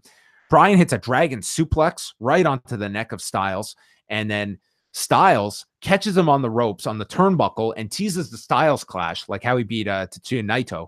and Bryan avoids that. They go to the floor. Bryan hits a reverse DDT, and then springboard 450 lands on the knees of Bryan. Bryan applies the label lock. Styles escapes. He's going for the calf crusher, and Bryan is making it to the rope. Styles hit the Bloody Sunday, went for a springboard, and then Bryan kicked the wrist to stop him. And Styles was selling the left arm, and he couldn't do the springboard. So he just climbed the rope normally instead of doing the springboard, which I thought his selling was very good. And then we're like 22 minutes into this. Eric Rowan walks down. You have never heard such a lukewarm response to a return. He just walks down, and everyone is just, oh. I think everybody was just confused. You know, what does he have to do with anything? The vintner. Last we saw him, he was a bludgeon brother. And now he's been off developing Bella Wine. I guess so. So he's ringside. The referee gets knocked down. He comes out, by the way, in flannel. Yes. And a Charlie Manson shirt, we should say. Was he wearing a Charlie Manson shirt? That's what it looked like. Oh, okay. The referee was knocked down. So Rowan comes in and choke slams AJ Styles, allowing Daniel Bryan to pin him. 24 minutes and 32 seconds were required to get to this finish. There was no excuse for that. Like, I'm sure they had their match plotted out, but you're timing out this show, and maybe the Women's Rumble went longer than it was supposed to, but this could have been 16, and I think people would have been much more forgiving, especially when you're giving them a finish like this. This is not the end of the feud, and you go 25 minutes after you're following that, when you know what's still to come. It's a real big ask for people to get into a match 25 minutes and give them a finish like that. So I thought this was disappointing given who it was. Yeah. This was a match that the audience never got into one bit, and a very weak finish to top it off. I thought the match itself was fine, but there were no spots that were big enough to really catch your attention. In hindsight, I wonder how Ronda Sasha would have fared in this spot instead. And you know, it might have been a struggle for them too. I mean, I think with a different crowd, this is a much better received match. But I think Ronda has more star power than both of these men, and I think their style was a bit more faster paced than I think what we saw here. I like the pairing of Rowan here with Bryan though, as his muscle. I think adding muscle to Bryan in the form of, you know, either Rowan or Harper or even the both of them, I think just makes Bryan feel like that much more of a cult leader. So I like it, but I thought the introduction here in this type of setting at this time was pretty bad. Do you think he'll get Luke Harper as well? Yeah, possibly. Possibly. Maybe Bray too. It'll be the reverse. Now Bryan's the leader. I mean, I think it'd be more interesting. Get to use those furry boots again. Yeah. You got Grapple rated this 2.75. 2.75. I mean, they tried. I mean, it was you know, they worked hard, but it was just it just didn't work for the crowd at all. Then we have Brock Lesnar, Finn Balor for the Universal title. Balor comes out in his regular attire. No demon. And he comes out like a house of fire here, running drop kick, and he's attacking Lesnar from the get-go, and then is caught with a belly-to-belly suplex and is sent to the floor. Balor then pops off the shoulders, and he runs Lesnar into the corner of the announcer's desk. And pretty original. I've never seen that he pushes him again, and it's like his side going in, and I'm always squeamish about stuff like that. Like, oh, you're going to rupture something. And Corey Graves brings up his history with diverticulitis. He was targeting the diverticulitis. Oh, imagine the demon, like he could go Papa Shango on him and, you know, give him a appendicitis. Wow. Balor continues with kicks to the midsection and took Lesnar down with a sling blade. Then Lesnar responded and killed this dude with a clothesline. Balor countered with a DDT, fired up again on Lesnar, hit 2 Tope Con heroes. Place is going nuts. This crowd is awake, and they're cheering for Balor. And I think that was a real credit because of you go up and down this card of the foregone conclusions. Brock Lesnar winning might have been the biggest one, and they were all behind Finn Balor here as he's hitting these dives. It's Finn Balor the man and not the demon. That's it. He's the extraordinary man, the ordinary man that does extraordinary things like wake up this crowd after 5 hours. Balor hits the coup de grace. Lesnar kicks out. Place is going insane. And as Lesnar kicks out, he grabs the arm. Kimura is applied. And Balor tries and tries. He can't make it. He's forced to tap out. All they needed was 8 minutes and 37 seconds. This match was great. It was perfect for what it was. You can disagree about where you feel Finn Balor fits in, but at WrestleMania, Brock Lesnar is in one of the biggest matches, and this was the right finish for a guy that is going to be in a major match at WrestleMania. He gave Finn tons in this match, but ultimately he is in the pecking order significantly higher than Finn Balor. I thought this was great. I love the fact they didn't feel the pressure to have to go 20 minutes, and they got everything they needed in 8 minutes and 37 seconds, and I think that's a lesson, and it's a good reminder to fans that a title match does not mean you have to go 25 minutes. A finish can come at 8:37. Yeah, I agree with you. Although I feel like they could have gone longer, and this crowd wouldn't have toned down. They probably could have, but I think they peaked it perfectly, and I didn't think you needed anything more. But you're right, they could have. I thought they did such a good job of building this up to. I mean, this David Goliath stuff, I feel like has been a little bit too on the nose, but in execution in the match itself, I thought they played their parts tremendously. I think Finn and Brock actually seem to have some pretty good chemistry together, as Brock seems to do with these David versus Goliath type of matches. This one was no different. Brock's selling was tremendous. I thought figuring out his weakness in finding the corner of the table, targeting the stomach and bringing up the diverticulitis was brilliant and was a great equalizer for Finn, and it made Finn ultimately look really good. The suplexes afterwards, I guess questionable, but at the same time, I ultimately see them doing this rematch, but the next time with Finn Balor as the Demon. Yeah, they had Lesnar attack him with multiple Germans and an F5 after the match, which, yeah, if they're going to a rematch, I guess I can see that. I didn't think it was necessary. I thought the point was made with the Kimura and kind of Lesnar being taken to his limit. I don't think he shouldn't have had that left in him after the match, after the fight Balor gave him. I think the idea was that Lesnar was so frustrated that he underestimated this guy so much that he wanted to stamp him out completely. Then maybe Lesnar's going to beat the Demon. Well, that'd be a mistake. It's kind of like, I don't know if you can do a rematch unless that's the angle you go. I think the Demon would have to beat Brock Lesnar to establish the Demon. Would they do that? We'll see. Grapple rated this 3.77. Final match of the night, the 30-man Royal Rumble men's match. The lights go out and Elias is in the ring. Probably the best spot to put him in so he can do his pre-match stick.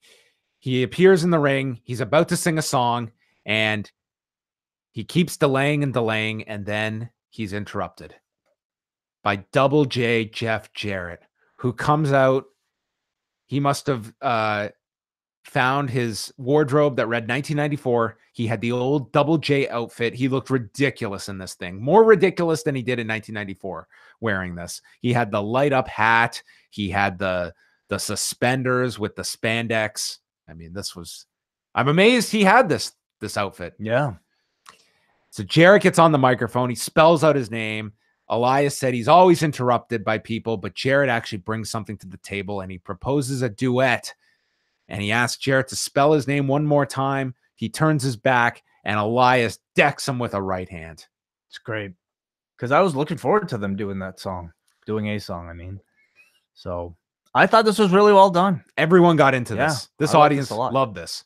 And it was the only blast from the past moment. And it was Jarrett taking a guitar shot this time. Yes. Elias grabbed the guitar and broke it over Jarrett's back and eliminated him. Perfect use of a legend. This was Elias playing a heel. I wonder if it was a one night only thing. I guess I wouldn't try to look after those Baron Corbin losses. He's way better as a heel. I could see them just shifting him back because the babyface stuff, it hasn't really taken. Yeah. Number 3 was Shinsuke Nakamura, who found himself into the match. And Elias, has he done this before, the old school? I really haven't noticed it. I'm amazed it took him this long to come up with this. Yeah, it wasn't so much what is it, club to the back. It was more like an arm drag or whatever that he did. But the big thing is, before he does it, he yells, he gets the crowd to yell, "Walk with Elias." Oh, and yes, then he walks. I think he has done it. I can't remember seeing him, but number 4 was Kurt Angle as the procession of people that have held TNA titles or appeared in TNA in the case of Nakamura continued. Boy, last weekend, man, I would have loved to have seen Angle and Jarrett. in there together. You're right. Yeah. Yeah. What a missed opportunity there to just for some nostalgia. Who knows about that? Well, okay. So last weekend at one of the house shows, I think it was in San Antonio, Texas, Braun Strowman is not able to do the house show. Yeah. So Baron Corbin comes out and he's running down the city or whatever, Braun Strowman. And his surprise opponent replacement is Kurt Angle. Oh. Kurt Angle comes out, gets a reaction. It's Kurt Angle. He's a surprise. Yeah. Baron Corbin wins on the house show. On the house show, they beat Kurt Angle. Oh, it tells me that they have no plans for this guy other than, to use him in these occasional guest appearances, in appearance spots. It's just, I knew when he came back, it was not going to be like they were turning the clock back to Kurt Angle previously in the WWE, but I did not believe that he would be such a stepping stone. He was nothing in this match. He was just tossed out with like no thought by Nakamura. He was in this for 2 minutes. I mean, he's just there. This is a totally different guy than Kurt Angle. They see those guys past a certain age the way they see certain guys. We all thought Bully Ray would get a really prominent position in the company. Look, I think that's a mistake. I think so too. I think the amount of dream matches that you could promote with the likes of a Kurt Angle and ex wrestler on this roster, you could stand to, I think, do a lot better than your typical, pay-per-view. But Kurt Angle's not doing a 2003 match, but Kurt Angle is not shot. Yeah. Like he was doing fine matches right up until he signed back here. Yep. But they just obviously do not see anything with him here. Probably. He is just there to lose to guys. No many plans, probably. Yeah. And what a departure from last year. I mean, he was the guy to pair with for Ronda's first match. I couldn't envision him in a very big prominent match coming out of this. Big E was in 5th. And then number 6, Johnny Gargano comes out. He got a pretty big reaction. The pushed NXT stars, they were known and got reactions from this crowd. The NXT main eventers, yeah. Jinder Mahal was out 7th, and Gargano sent Mahal onto the apron and super kicked him out. So that was Gargano's big moment and got to stay in there for a bit. Jinder Mahal didn't do much. Elias and Big E tossed out the Singh brothers, and they used the pancakes on them too. Samoa Joe comes out. He eliminated Big E. Kurt Hawkins was number 9. He came out and he was going to do the same as Zelina Vega, just hiding out on the floor, but then got caught by Joe, who brought him in with a coquina clutch, but got saved by Elias, and Hawkins retreated and hid under the ring. Out number 10, Seth Rollins, who was in this for a very long time. He eliminated Elias, who failed to hold on to the ring post. Your favorite, Titus O'Neil. What were they going to do with Titus? He came out, he made the sign of the cross, and then he ran down, and then he held up right as he got to the entrance or to the ring, and he stopped. And then he saw Kurt Hawkins underneath the ring, and he got pulled underneath. So Titus chased Hawkins into the ring, flew out, and went to the floor, and then Joe eliminated Hawkins. So we thought Titus was going to have the shortest time in the ring, and it came down to this or Bobby Lashley. They were both very, very short. Kofi Kingston was out 12. Mustafa Ali was number 13, and Mustafa Ali got to not only stick in for about 30 minutes, he eliminates Nakamura, last year's winner. They made him look strong. Dean Ambrose was 14th. He did not look that strong. He was very forgettable by the end of this. He looks like they have moved on from Dean Ambrose. That's what this felt like. Maybe. Rollins and Ambrose, they did go at it immediately, so they revisited that. Ambrose knocked Kofi Kingston down. His feet nearly hit. It looked very close, like both of them hit. Yeah, I believe it was just 1 foot, but it was very close, yes.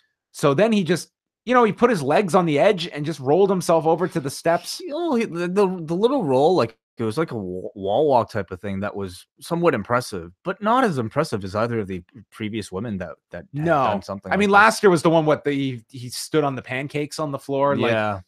Listen, he after 12 Royal Rumbles, I imagined he would be running out of ideas. To be honest though, I think he's smart. Everyone knows the highlight reel is there. Yeah. And it's like, if you do something so ambitious, you risk screwing up. It's true. Yeah. It's like he can coast. You're batting 1,000, even if your recent performances aren't necessarily that impressive. They are still wins. Yeah. And he didn't fail. Yeah, sure. But nothing memorable. No. On this one. The memorable ones were Naomi and Catanzaro. Yeah. Ambrose hit Gargano with dirty deeds, and he tossed Johnny Gargano out. Number 15, No Way Jose, I was wrong. This was the fastest elimination. Oh, okay. Because he was in and out. He walks in. He's out with the conga line. He is immediately clotheslined out. This was the bushwhacker spot. And he lands on the floor. So he just dances his way to the back. This guy doesn't care at all. He doesn't, obviously. This character's an idiot. Why is he even employed? He's a character who simply is out there to have a good time. Oh, this guy is just... You win or you learn is his motto. Yeah, you win, you learn, you don't care. It doesn't matter. He's learning a lot. Yeah. 16th, Drew McIntyre. He attacks the conga line on the way to the ring. I like that. He hit Rollins and Ambrose with Claymore kicks and then Joe with one as well. Xavier Woods was out 17th. We did another near elimination with Kofi where Xavier lifted him up. This one was far more, I think, goofier and obnoxious. Yeah. And it was like a reverse wheelbarrow and he just put him onto the steps. I don't even know why Kofi jumped off the apron. It didn't even seem all that provoked. I think they missed it. We just kind of... Anyway, it wasn't spectacular either. Pete Dunne was 18th. He stomped Drew McIntyre's elbow and then delivered the X-Plex to Ali on top of McIntyre. Then we had Andrade, Apollo Crews, and Aleister Black. Big NXT champ for him. Ali dove off the ropes, got struck by a knee from Black, and then Black hit Ambrose with Black Mass and eliminated Dean Ambrose. Mm-hmm. Big elimination for Aleister Black. Shelton, certainly they made real efforts to make sure all the NXT guys looked strong. Yeah, I thought they went above and beyond. Shelton Benjamin was 22nd, Baron Corbin 23rd, and Corbin got a bunch of eliminations here. He eliminated Apollo Crews first, then Jeff Hardy came in, and he just hit Twisted Fates all around. Dunn then snapped Aleister Black's finger, but he popped it back into place. That was pretty gross. Mm-hmm. Corbin then eliminated Aleister Black. Lots of boos. Dunn tries to snap Corbin's fingers, but was stopped with a Claymore kick and then thrown out by Drew McIntyre. So McIntyre got some big eliminations here. Rey Mysterio, 25th. 26th was Bobby Lashley. Lashley comes in. He runs at Rollins, who ducks, and Lashley goes to grab the top rope, and he lets go of it and falls down to the floor. So I don't know if he was supposed to hold on and the elimination came earlier than it needed to, but he lands on the floor and he immediately pulls Rollins down and puts him through the announcer's desk. And this took Rollins out for several minutes. So Bobby Lashley was just in and out. And it was hard to tell if that was a spot or not, because if you wanted to be eliminated, you wouldn't have been holding the rope like that. You would have just done the traditional fall down, but who knows? He was all this follow-up with Rollins seemed very intentional, right? Yeah. So it may have just been what they were doing with him. And maybe it's a match on TV or something like that. Awesome. Great. Sign me right up. 27th was Braun Strowman. He eliminates Corbin. Benjamin was also eliminated here, and then Braun dumped out Jeff Hardy. 28th, Dolph Ziggler, the liar. What a surprise. Wow. Well, this guy did an interview on the weekend, and he stated emphatically with Chris Van Fleet. Yes. And he said, I'm not going to be there. I'm just doing my comedy show right after. I'm on a hiatus right now. He's talking about his contract and can't say when it's up. And it was like, that's fine. It's fine. If you want to use interviews, who cares? Whether or not, who cares about this surprise? You know? Yeah, that was it. And to be honest, Ziggler came in and he got to eliminate Drew McIntyre. And I thought it hurt the Final Four that it was Ziggler and not Drew McIntyre. I agree. Totally. No one was buying Ziggler. Not one person. Drew completely would have been bought. I mean, I guess they want to rekindle that feud with Ziggler and McIntyre, but again, who wants to sit through another one? Yeah. So I didn't understand this one at all. Yeah. It wasn't a big surprise to anyone. Randy Orton was 29th. Strowman lifted Ali on his shoulders, went for a superplex as Ray came off the top as well. It was kind of like this Tower of Doom spot they did. And then number 30 was R-Truth. And he comes out and everyone's just waiting and waiting. And he's attacked by Nia Jax. Throws him into the LED screen. I kind of like that it was R-Truth taken out because this guy can now proclaim himself the winner of the Royal Rumble all year long. Oh, that's brilliant. Yes. Yeah. The man who was never eliminated. So Nia Jax takes his spot, did not ask for any permission. It was assumed. And she enters in with all the men. And everyone's wondering, how are they going to do this? She lifts Mustafa Ali and dumps him to the floor. Orton then sets up for the RKO, and this audience, they are buzzing. Whether you like intergender wrestling or not, this crowd wanted to see Nia Jax and Randy Orton go at it. She stops the RKO, and Orton gets sent onto the middle rope and is set up for the 619. But Jax stops Ray. Ziggler super kicks Nia Jax. Ray hits a 619 onto her. Ziggler super kicking Nia Jax. I guess like women have been unintentionally attacked before. Like even Lana, we just saw. Right. Accidentally Yeah, is how it's presented. But now this was a clear strike. Yeah. Like because I obviously I don't have any issue with it in a pro wrestling context at all, but because they've been so careful with it in any of their, intergender mixed match challenge matches and basically all their matches in general, they've gone out of their way. Yeah. Like female on male violence, they allow. Yeah. Not vice versa. Yeah. So I think the moment Ziggler hit him and then following up with everything else that happened was, to me, like a real surprise. Definitely. I don't think anyone was surprised by this. And, whether you're a fan of like this or not, this was one of the most popular moments of the entire Rumble. They were so into this. I was a fan. Yeah. I mean, I think just ignoring that it's, a female competitor. You're talking about Nia Jax, who is probably one of the most hated people in either roster, due to her associations with Becky Lynch. And having her in here, they did mention the precedent of, Chyna, Beth Phoenix, and Karma participating in the men's Rumble. So I didn't have a problem with it. Yeah, I think the visual, if it had been one of the smaller women, might have. Oh, that would have been weird. Yeah, I think that would have certainly left people. I don't think this would have been the reaction. I think the visual, certainly that was the reason they chose it. Jax is staggered from the 619. Orton hits her with the RKO. And then Orton and Mysterio dump Nia Jax over. Mysterio follows with a sliding dropkick, officially eliminating her.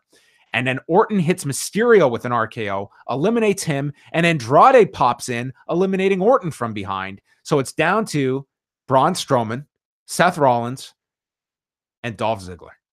Oh, sorry, and Andrade. Yeah. Yes. They work together against Strowman, including a top rope splash from Rollins, who returned after the table spot. Strowman eliminates Andrade. Ziggler is on the apron, gets knocked off by Strowman. So it's Strowman and Rollins. They fight onto the edge of the apron. Anytime you have a giant and a regular-sized individual, you've got to do the Chris Benoit Big Show spot. That's indoctrinated into every Battle Royal manual in the WWE. You have to do the guillotine to try and flip them over you. Strowman is on the edge. He gets caught with he catches Rollins with a choke slam, but he returns to the edge of the apron. Strowman is sent into the post, and then Rollins hits him with the stomp, and Strowman falls to the floor. Seth Rollins wins the Rumble, 57 minutes, 23 seconds. I thought it was a, thoroughly entertaining Rumble. I wouldn't really classify it as, I think, a favorite or anything. I do wish that there were more legends involved. I think part of the Rumble for me always has been seeing great names from the past. And I thought the Jarrett thing was good, but I kind of, by the end of the evening, was hoping for a bit more than just, the NXT talent that I'd just seen the night prior. Rollins was actually definitely the right choice. Having him up against Braun at the end, I thought was good booking because they're both favorites. I felt like having him kind of climb out, though, and him and Braun climb out at the end were maybe slight cop-outs. I personally didn't enjoy this one as much as the Women's Rumble. I thought the Women's Rumble just had so much more electricity with Becky and Charlotte in there at the very end. But I actually thought the Nia stuff was kind of fun. Yeah, I guess you didn't get the reaction that Becky winning did for hers, but I'll say from start to finish, I like the men's one a lot more than the women's match as an entire match. This one held my interest a lot more, and I thought it worked much better as 58 minutes than 71. I think that's a big difference. So there you go. That is the Royal Rumble. It goes off the air. There were nothing beyond that other than, Seth Rollins celebrating, and that ends the show. And I think the right call going with Seth Rollins. I'm not a big fan of you just send people down one path and have to then book yourself out of it. I kind of like the idea. This is where we're going. this is the guy. And you still have enough options with 2 title belts to go many different avenues over the next 2 months before you get to WrestleMania. Grapple rated the men's Royal Rumble 3.08 out of a possible 5. And match of the night, according to Grapple. Any guesses? I will say it was, I'm going to guess Ronda and Sasha. Asuka versus Becky Lynch at 3.86, followed by Finn Balor versus Brock Lesnar at 3.77, and then Ronda versus Sasha. Man, I would say that cruiserweight match, it should be... That was right beneath it. Oh, okay. Yeah, those were the top 4 matches. Whatever thoughts order you want to go in. Thoughts on the show overall? I give this show a... I would say on our scale of 1 to 20, I'd go 15 on this show. Yeah, I'd go 16. Yeah. So I thought a good show. I don't think this will be show of the year, but the Royal Rumble, what I graded on is getting all the major pieces in place for the Rumble. And I think they set up a lot on this show altogether, but these are very long shows. Yeah. But I like I said, I was thoroughly entertained. You know, I think some of it depends, maybe your energy level. When you sit down this week, to watch No Way Out 2000, and the time bar shows up, and you see the time bar, I want you to imagine what if this was 4 more hours than what it is. I think it's very different for me, especially watching something taped versus something live. When there's but one day we might have to go back and review this again, Way. And you're going to say, oh my God, this is the longest match in the world. You can't really compare the two. You know, it's like watching something that it just doesn't have the same energy when you're not watching it live. Before we go to the phone calls, let's see what the message board rated this. All right. Let me just give out the number and then we'll go to the message board. But 732-800-4423. We'll start taking calls in a minute. But what does the message board have to say? Message board thought this show was 15.32 out of a possible 20. Wow. Well, look at that. We're right on the nose of what the forum had to say. So as we wait for our first call, let's go to some feedback from the forum. Jalen from Pickering says, thank God the women are main eventing Mania because the men were trash on this show. 40 plus years of combined experience, and Bryan and Styles thought that was the kind of match to work at that point in the show. Garbage. Balor wearing paint to face Corbin, but not Lesnar. What a dumb baby face. The Memphis mid-carder and Elias having a segment at 11 p.m. Garbage. Your supposed big babyface Rollins sleeping for half the match. Garbage. Luckily, the women's title matches were great and their Rumble finished strong. All right, let's keep going here. Alexander from Portland, great show, although Rollins and Lynch were predictable winners. The Rumbles were fun and well put together. Enjoyed seeing the man-on-women action with Nia. Makes me question if we'll get an intergender match at WrestleMania. Curious to see where Lynch and Asuka head towards WrestleMania. Considering his lackluster IC title run and feud with Rollins and an appearance tonight, what do you see for Dean Ambrose at WrestleMania? Dean Ambrose at Mania? Listen, man, like with as many show matches as they have on this card, I don't know if I see that much for him. I'll tell you, like most of the Raw roster, I'm not really all that excited by any of those pairings. So maybe he can team up with Razor. Sure, why not? But he's a heel kind of like at the bottom of a list that consists now of, I mean, I think Braun Strowman's status is still maybe somewhat questionable, but he's certainly beneath Drew McIntyre. I would kind of more position him on the level of like a Bobby Lashley at this point. So maybe kickoff against are you trying to call kickoff? I'm gonna say Dean Ambrose has a kickoff match against name random Raw babyface Apollo Crews. Apollo Crews and Dean Ambrose. Whatever.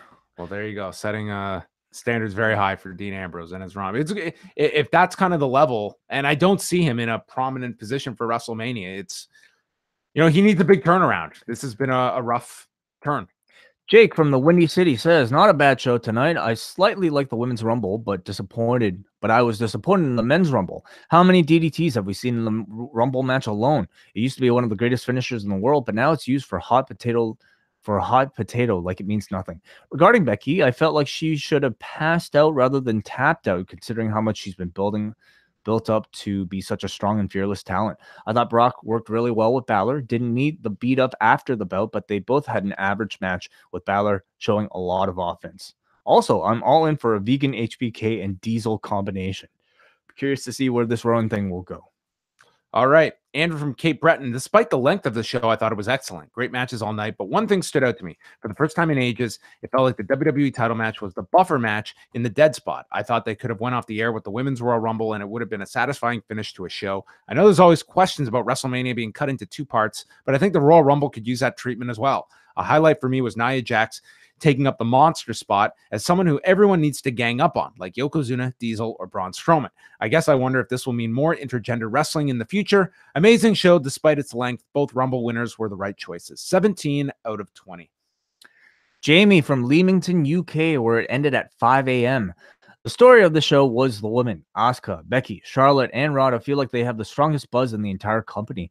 Not to mention if they can keep some of the momentum they've got with Alexa, Nia, and Sasha. I like that both of the title matches had a different feel to them and elevated all 4 performers. I really enjoyed the Women's Rumble this year, especially in contrast to last year, as 2018 focused on the past and the legends, but this year felt more forward-looking with a lot of NXT talent. It was great to see Rhea Ripley get some shine with 3 eliminations and nice moments for Candice and Casey Catanzaro. Kyrie and Io's interaction with the Riot Squad and their teaming on NXT makes me think that they'll be coming up soon. However, as a whole, it did suffer from there being no believable winners outside of Charlotte and Becky. The men's Rumble was great until the end. Lastly, taking out Rollins very much telegraphed the winner, and the Nia Jax spot brought the whole thing to a juddering halt and seemed really weird after a great start with lots of clever spots and moments. I like that both women's titles and matches were great, but had different feels to them. AJ and Bryan never got going. I was never hooked, and the Rowan inclusion seems very sudden and bizarre. Balor and Lesnar was good, but unremarkable. All right, let's go to our first phone call of the night. Who is this calling? Yo, it's Hansi. Hansi, what's up? What's going on, brothers? I've been watching the review. I think you're doing a good job. I thought the Rumble matches, I thought they were I'm not gonna say they were bad or anything, but I thought the ones last year were a lot better. But I will applaud them for giving the right winners. Like I really thought if they didn't put Becky in to the Rumble, that we're gonna have I was saying, Daniel Bryan's treatment's happening because she's in the first match, like Daniel Bryan was in 2014, and then maybe she won't even be in the Rumble, and then the crowd would get hijacked and all of that. And I'm glad that they came to their senses. Yeah, I think that they weren't going to make that mistake, and they didn't. They went the complete opposite way, not only putting Becky in the match, having her win it outright, not even doing, the Charlotte and Becky both falling over at the same time spot. Like, they were very clear in sending everyone home happy with Becky winning. So I don't think you can really complain about the finishes and who they decided to go over, that people were generally very happy with the choices that they made. Go ahead. Oh, I was going to ask you what your favorite match on the show was, Hansi. Oh, my favorite match was probably the Balor and Brock and Sasha and Ronda. And this is what I was gonna ask before I'll get off and let someone else call in.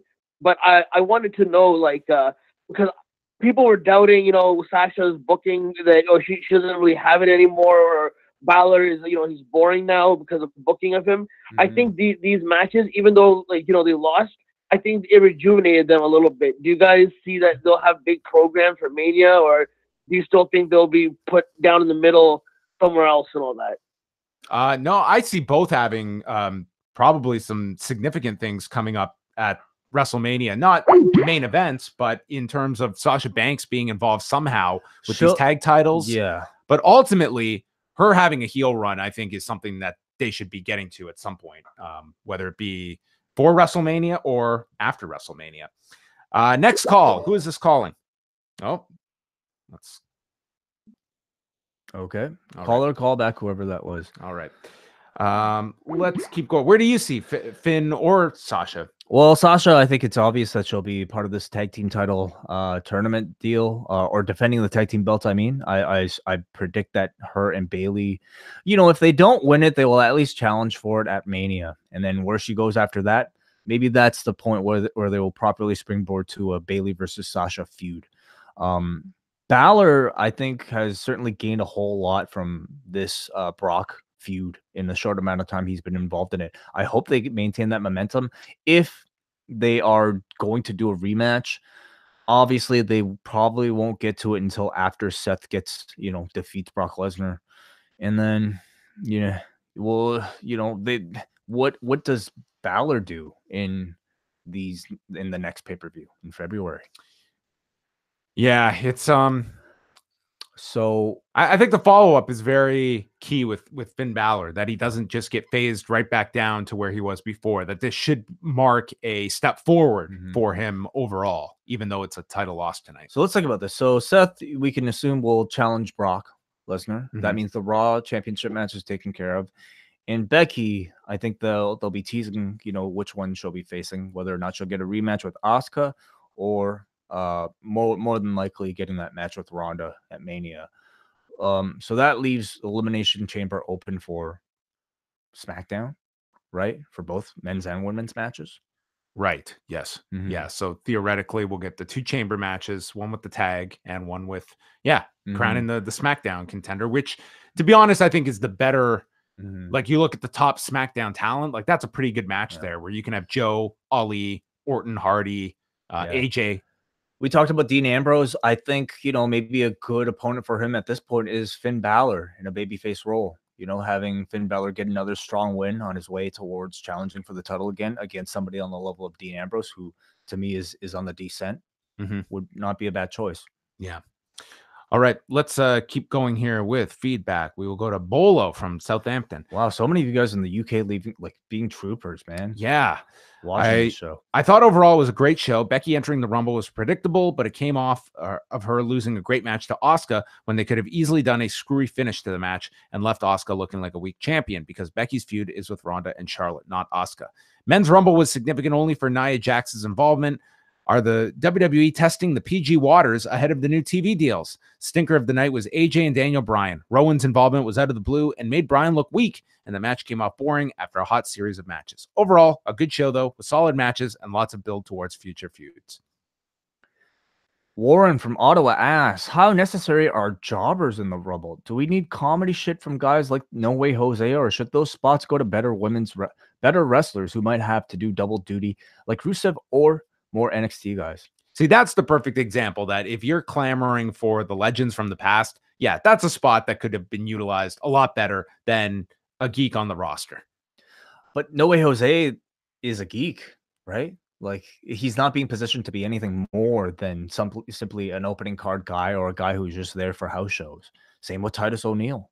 Was it a great spot? Do you even remember who eliminated him? I didn't think it was a great spot, no. So, I mean, to me, that could have been a spot. Like, I agree. Yeah, I personally would have. You had Kurt Hawkins as the number one geek. No Way Jose wasn't even the number one geek in the match. I'm guessing they just like to throw a bone to the people that travel with them, or full-time guys. What a bone. They got on the show. How about you give him a raise? That's a nice bone. Okay, that's another topic. All right. Your turn. Let's go to James here from New Jersey. Good show, not great. The women's matches were both good, and the Rumble was a lot of fun. We knew Becky would get in there somehow, but that was the audience they wanted, so it worked out fine. Weird ending to the world title match. AJ and Bryan at a big event should be a classic. I guess we'll have to wait to see why they shoehorned Rowan in. Universal title match was good. I thought Balor looked great. Men's Rumble had some fun moments, but even though they tried to tease Andrade or Ziggler, you knew the eventual winner was out on the floor. Kind of predictable, but I guess we knew where they were going. Still nice to see guys like Mustafa Ali get some attention. I always find that criticism is, they could have had, I don't know, Dolph Ziggler winning would not have been predictable. And then everyone always said, wow, what an unpredictable finish. And it would have been a bad idea. Yeah, I don't think predictability is a bad thing at all. I think what is important to do though is to try to, even though I think we all expected Becky to win that match, them playing with that expectation, with her being eliminated, I thought was great. Like back when the Undertaker had his streak, we all knew more than likely the Undertaker was going to win. But the challenge every year was to make you buy into those false finishes. And every time that they were able to do that, we had the best time of our lives. And I thought, like, predictable finishes like this are no different. Even tonight, when everyone assumed that it would be Carmella being taken out, they didn't go that way. They had this great red herring that was Lana. That yes, you didn't even remember about Lana until she came out so late, and of course she had the injury from early on. Like that was really well thought out. Yeah. Joey from Queens. Overall, the show was pretty fun. I was slightly disappointed at the quantity of surprise entrants outside of NXT in both Rumbles, but never would I guess in the year of our Lord 2019 would we see Jeff Jarrett in a WWE ring. I'm not privy to the circumstances of how the WWE and Jarrett made up, but if I had to guess, it goes to show you the ability to play nice and mend bridges. Maybe CM Punk in 2020. Yes, maybe. Let us go to our next call. Who's this calling in? Hey guys, it's Scrump. Hey, Scrump. What up? What's up, guys? How's it going? Good, Scrump. You blew up on Twitter today with a certain tweet. Oh yeah, tell me about it. My phone not stopped blowing up since then. So for people who haven't seen it, Scrump, of course, was involved in the last time. AEW. You were at the press rally, and then you were one of the people who were asked to not attend that SmackDown taping in Jacksonville with your AEW shirt. And of course, on this show, there is actual fan footage of somebody being asked to take their AEW shirt off. Yeah, so one of my friends, Kelsey, who's at a lot of the WWE shows, she typically sits in the front. We were texting probably around the pre-show, and she sent that video over to me, telling me like, "Oh yeah, this is crazy. Like, this happened." She didn't mention exactly what happened. They just made the guy take off his shirt, and I uploaded it. And I think it was after you retweeted it, Wai Ting, that it blew up. And it's just the influencer Wai Ting. Oh Jesus! You made me go viral. Oh please! What's on your mind, Scrub? I just wanted to say the men's rumble, I enjoyed how fresh it felt because it wasn't a lot of the older people on the roster, not as far as age, but just people we're so used to seeing. Even though it was only like a few NXT guys, I think that they had guys like Mustafa Ali in there who got to shine a lot more than I thought he would. And then you had the likes of like Samoa Joe and Drew also in there kind of shining, as opposed to just Braun coming in or Kane coming in and kind of doing the same big man spots. I thought that was pretty cool. And I know a lot of people were upset about the whole Nia Jax thing, but I thought it was awesome that, she got into that 30, which is something I was watching it with some of my buddies, and when she came out, they're like, there's no way it's going to happen. And then she got in there and we were like, all right, but there's no way she's going to go in there and actually, take any offense from the guys. And I thought it was pretty cool that, Ray, Dolph, and Randy got their shit in on her. I mean, there was no denying the reaction from the audience for that. I mean, that was one of the bigger things they were into throughout the night. We talk about like them wanting to deliver surprises, and outside of changing the winner of the finish, I mean, I'm sure this part of this thinking was who is the least likely person that anybody would ever expect. I guarantee you nobody in our Rumble pool has probably guessed Nia Jax. By the way, we will find out the results of our Rumble pool tomorrow. Yes. Monday night, we will have the results of the Royal Rumble pool and see if anyone chose Jeff Jarrett number 2 or Nia Jax number 30. It's highly doubtful, but I mean, I enjoyed it for those reasons too, Scrum. Yeah, I know Braden mentioned when on his review of TakeOver that it would be cool if Becky came in at number 30, which I feel that would have also gone over well. If she would have just came in at number 30, had they had like Charlotte or someone else win the first Rumble. But No, yeah, like it was pretty cool to me, and definitely, yeah, one of those things where we had a Rumble pool at work as well, and one of our buddies, he was, I don't know what he was doing, but he had me updating him via text, and when I told him that his number, that Nia Jax came out, at number 30, he was like, haha, no, but like for real, it was our truth, and we had to like send him video because he just refused to believe that Nia Jax came out. I will say, I think if it was Becky instead, Becky would have had to win, and I think having her win would have made the rest of the roster look pretty bad. I think if you're going to do it, this probably worked out better. And you almost wonder because, yeah, that Becky idea was getting thrown around. You almost wonder if that planted the seed that ultimately led to this idea where they said, we can't do it with Becky. But wait a minute, who could work in this role? Could we do this? Could we get away with this with Nia? And there they said, well, that seems something better. I think we also all expected R-Truth to be part of the Women's Rumble, right? A lot of people expected that he would take. Yeah, I know. That was one thing.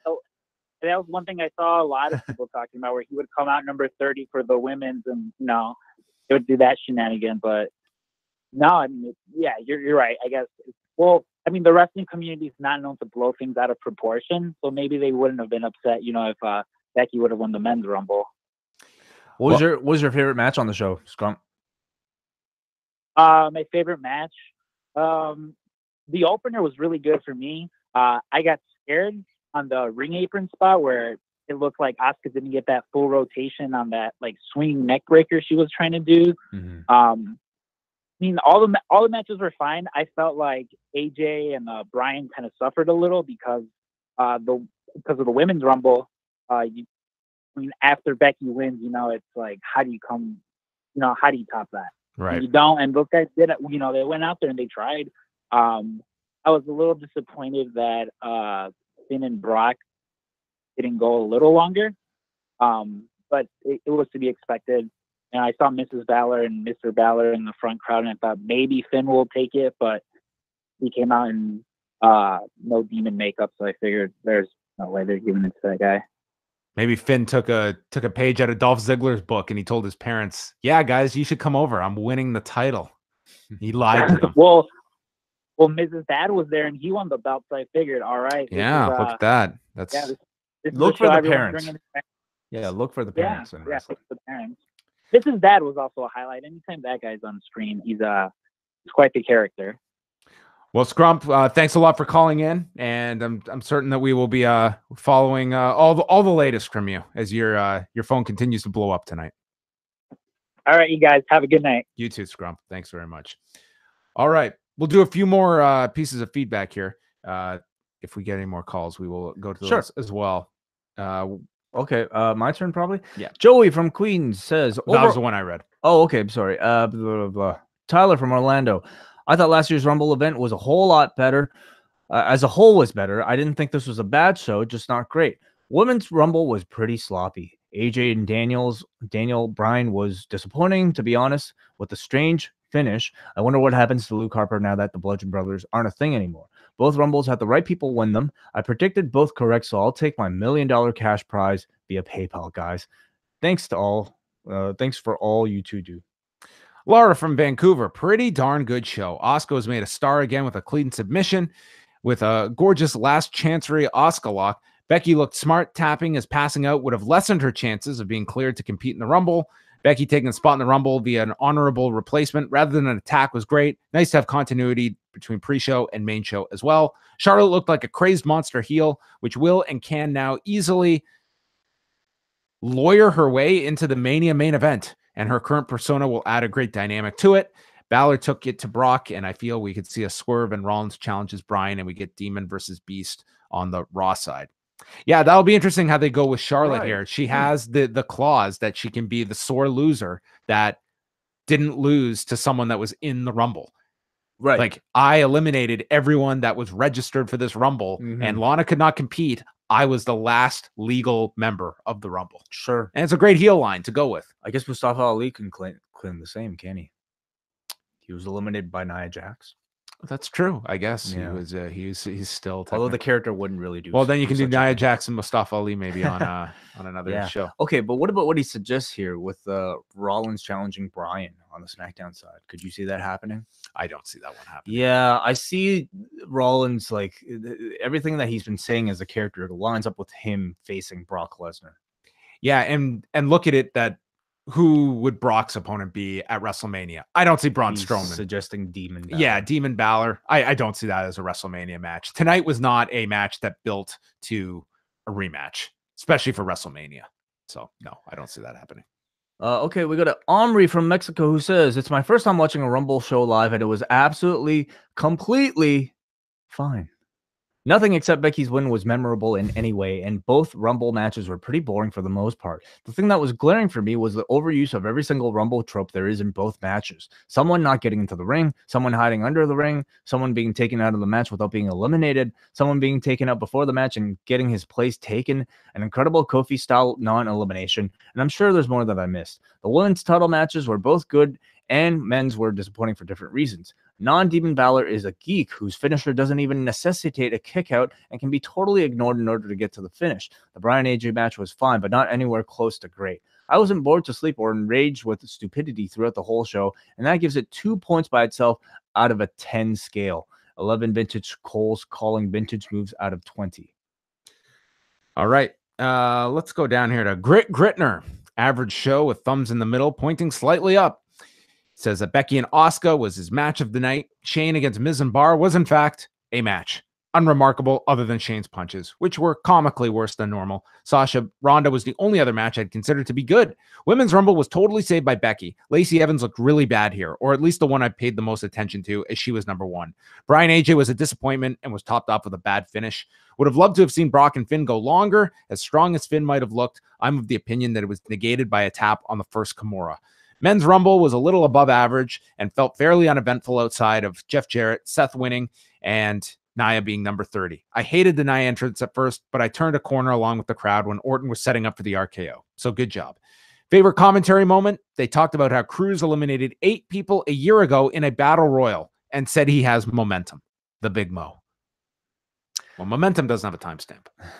Christian from Mustang, Oklahoma asks, who would we see fitting in with Bryan's new stable? The obvious one is Harper, unless they believe that maybe now is the time to separate them and put Harper on Raw.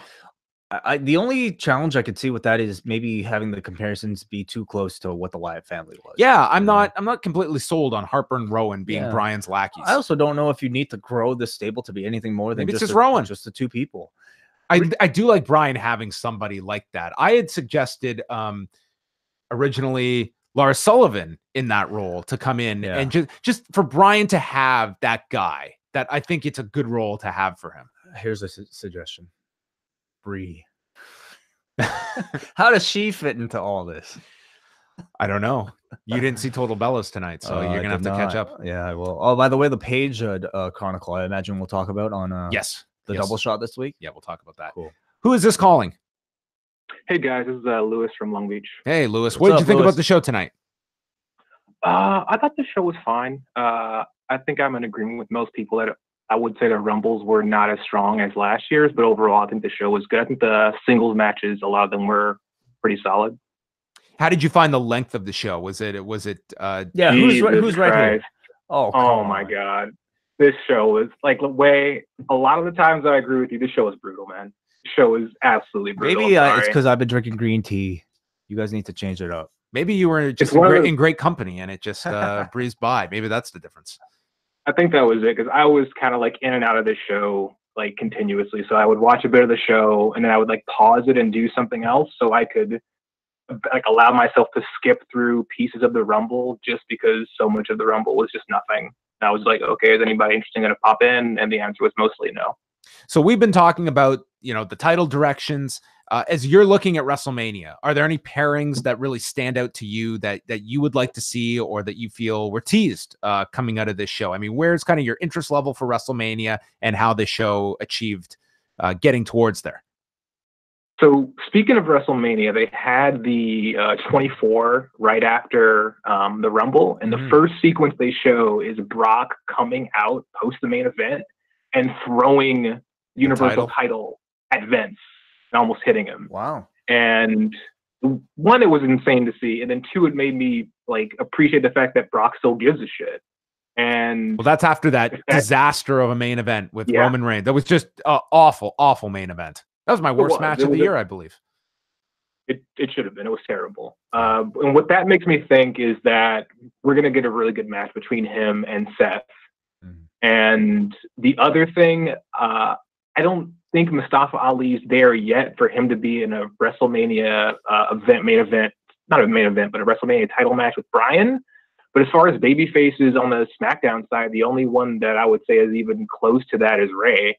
And if I had a choice between Mustafa Ali and Rey Mysterio, I would pick Mustafa Ali, but I think that they're going to end up picking Rey Mysterio, honestly.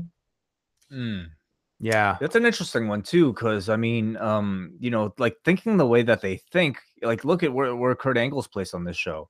I mean, the reason that, like, you know, I feel like they've been going with Andrade versus Rey so often on TV is because I don't know if that match makes it to pay-per-view. Like they might just see Rey as sort of like quote unquote enhancement talent at this point for somebody like an Andrade, whereas they would probably save for the people that they actually care about pushing spots that are on pay-per-views. So it makes me question. I would love to see that match. That's a dream match. But I think he would have to really catch fire with the audience, and they would have to book him strong in order to get there. They also have, like, in their back pocket is that win by Mustafa Ali over Daniel Bryan that they've never built up on that. And I don't believe that would have been done for no reason. So I think that's something, maybe that's not a Mania program, but it's certainly like something that they have to revisit. Let me ask you guys something. Do you think that they might look at the reaction that Bryan and Styles received tonight and think about taking the belt off of Bryan as a result? I think tonight, I think they realized the situation they were in. I can't imagine them, you know, getting cold feet. But that said, after Seth Rollins and Dean Ambrose, it was pretty clear that they kind of gave up on Dean Ambrose after that. And that was right around the time they kind of just went the different way with him. Yeah. Yeah, I agree with you. Lewis? I would say the big difference is that Dean Ambrose is just bad across the board. The thing with Daniel Bryan to me is Daniel Bryan is pretty clearly the best promo in the entire company. And his in-ring work is still pretty good. To me, this match is more of an aberration versus every single moment that Dean Ambrose is on your screen post like Roman Reigns leukemia announcement was garbage. Right. He just didn't generate any heat. He didn't generate any interest. Like when Daniel Bryan's on my TV, I want to watch him. While when Dean Ambrose is on my TV, it's like, oh, I have free time to do something else. Yeah, I think Daniel Bryan's going to be all over SmackDown and positioned strongly going into WrestleMania as champion. So I think tonight is a hiccup and one that they're just going to move forward with because they see him at that level. But nonetheless, not a great outing tonight. It was just a match that it didn't click with the audience. Anything else, Lewis? So one thought, when you were bringing up Becky and sort of how they let Asuka get that clean win over her and whether that was going to sort of cool Becky down, what it reminded me of was the WrestleMania a few years ago where Seth cashes in at the end of that WrestleMania and they had him lose clean to Randy Orton earlier in that match on a pretty spectacular RKO finish. And I thought the same thing where it's like you have this guy lose, or this woman in this case, but it doesn't matter because like the ultimate image that everyone's going to have coming out of this show is them having this big triumphant moment where you're sort of like staging the show around that.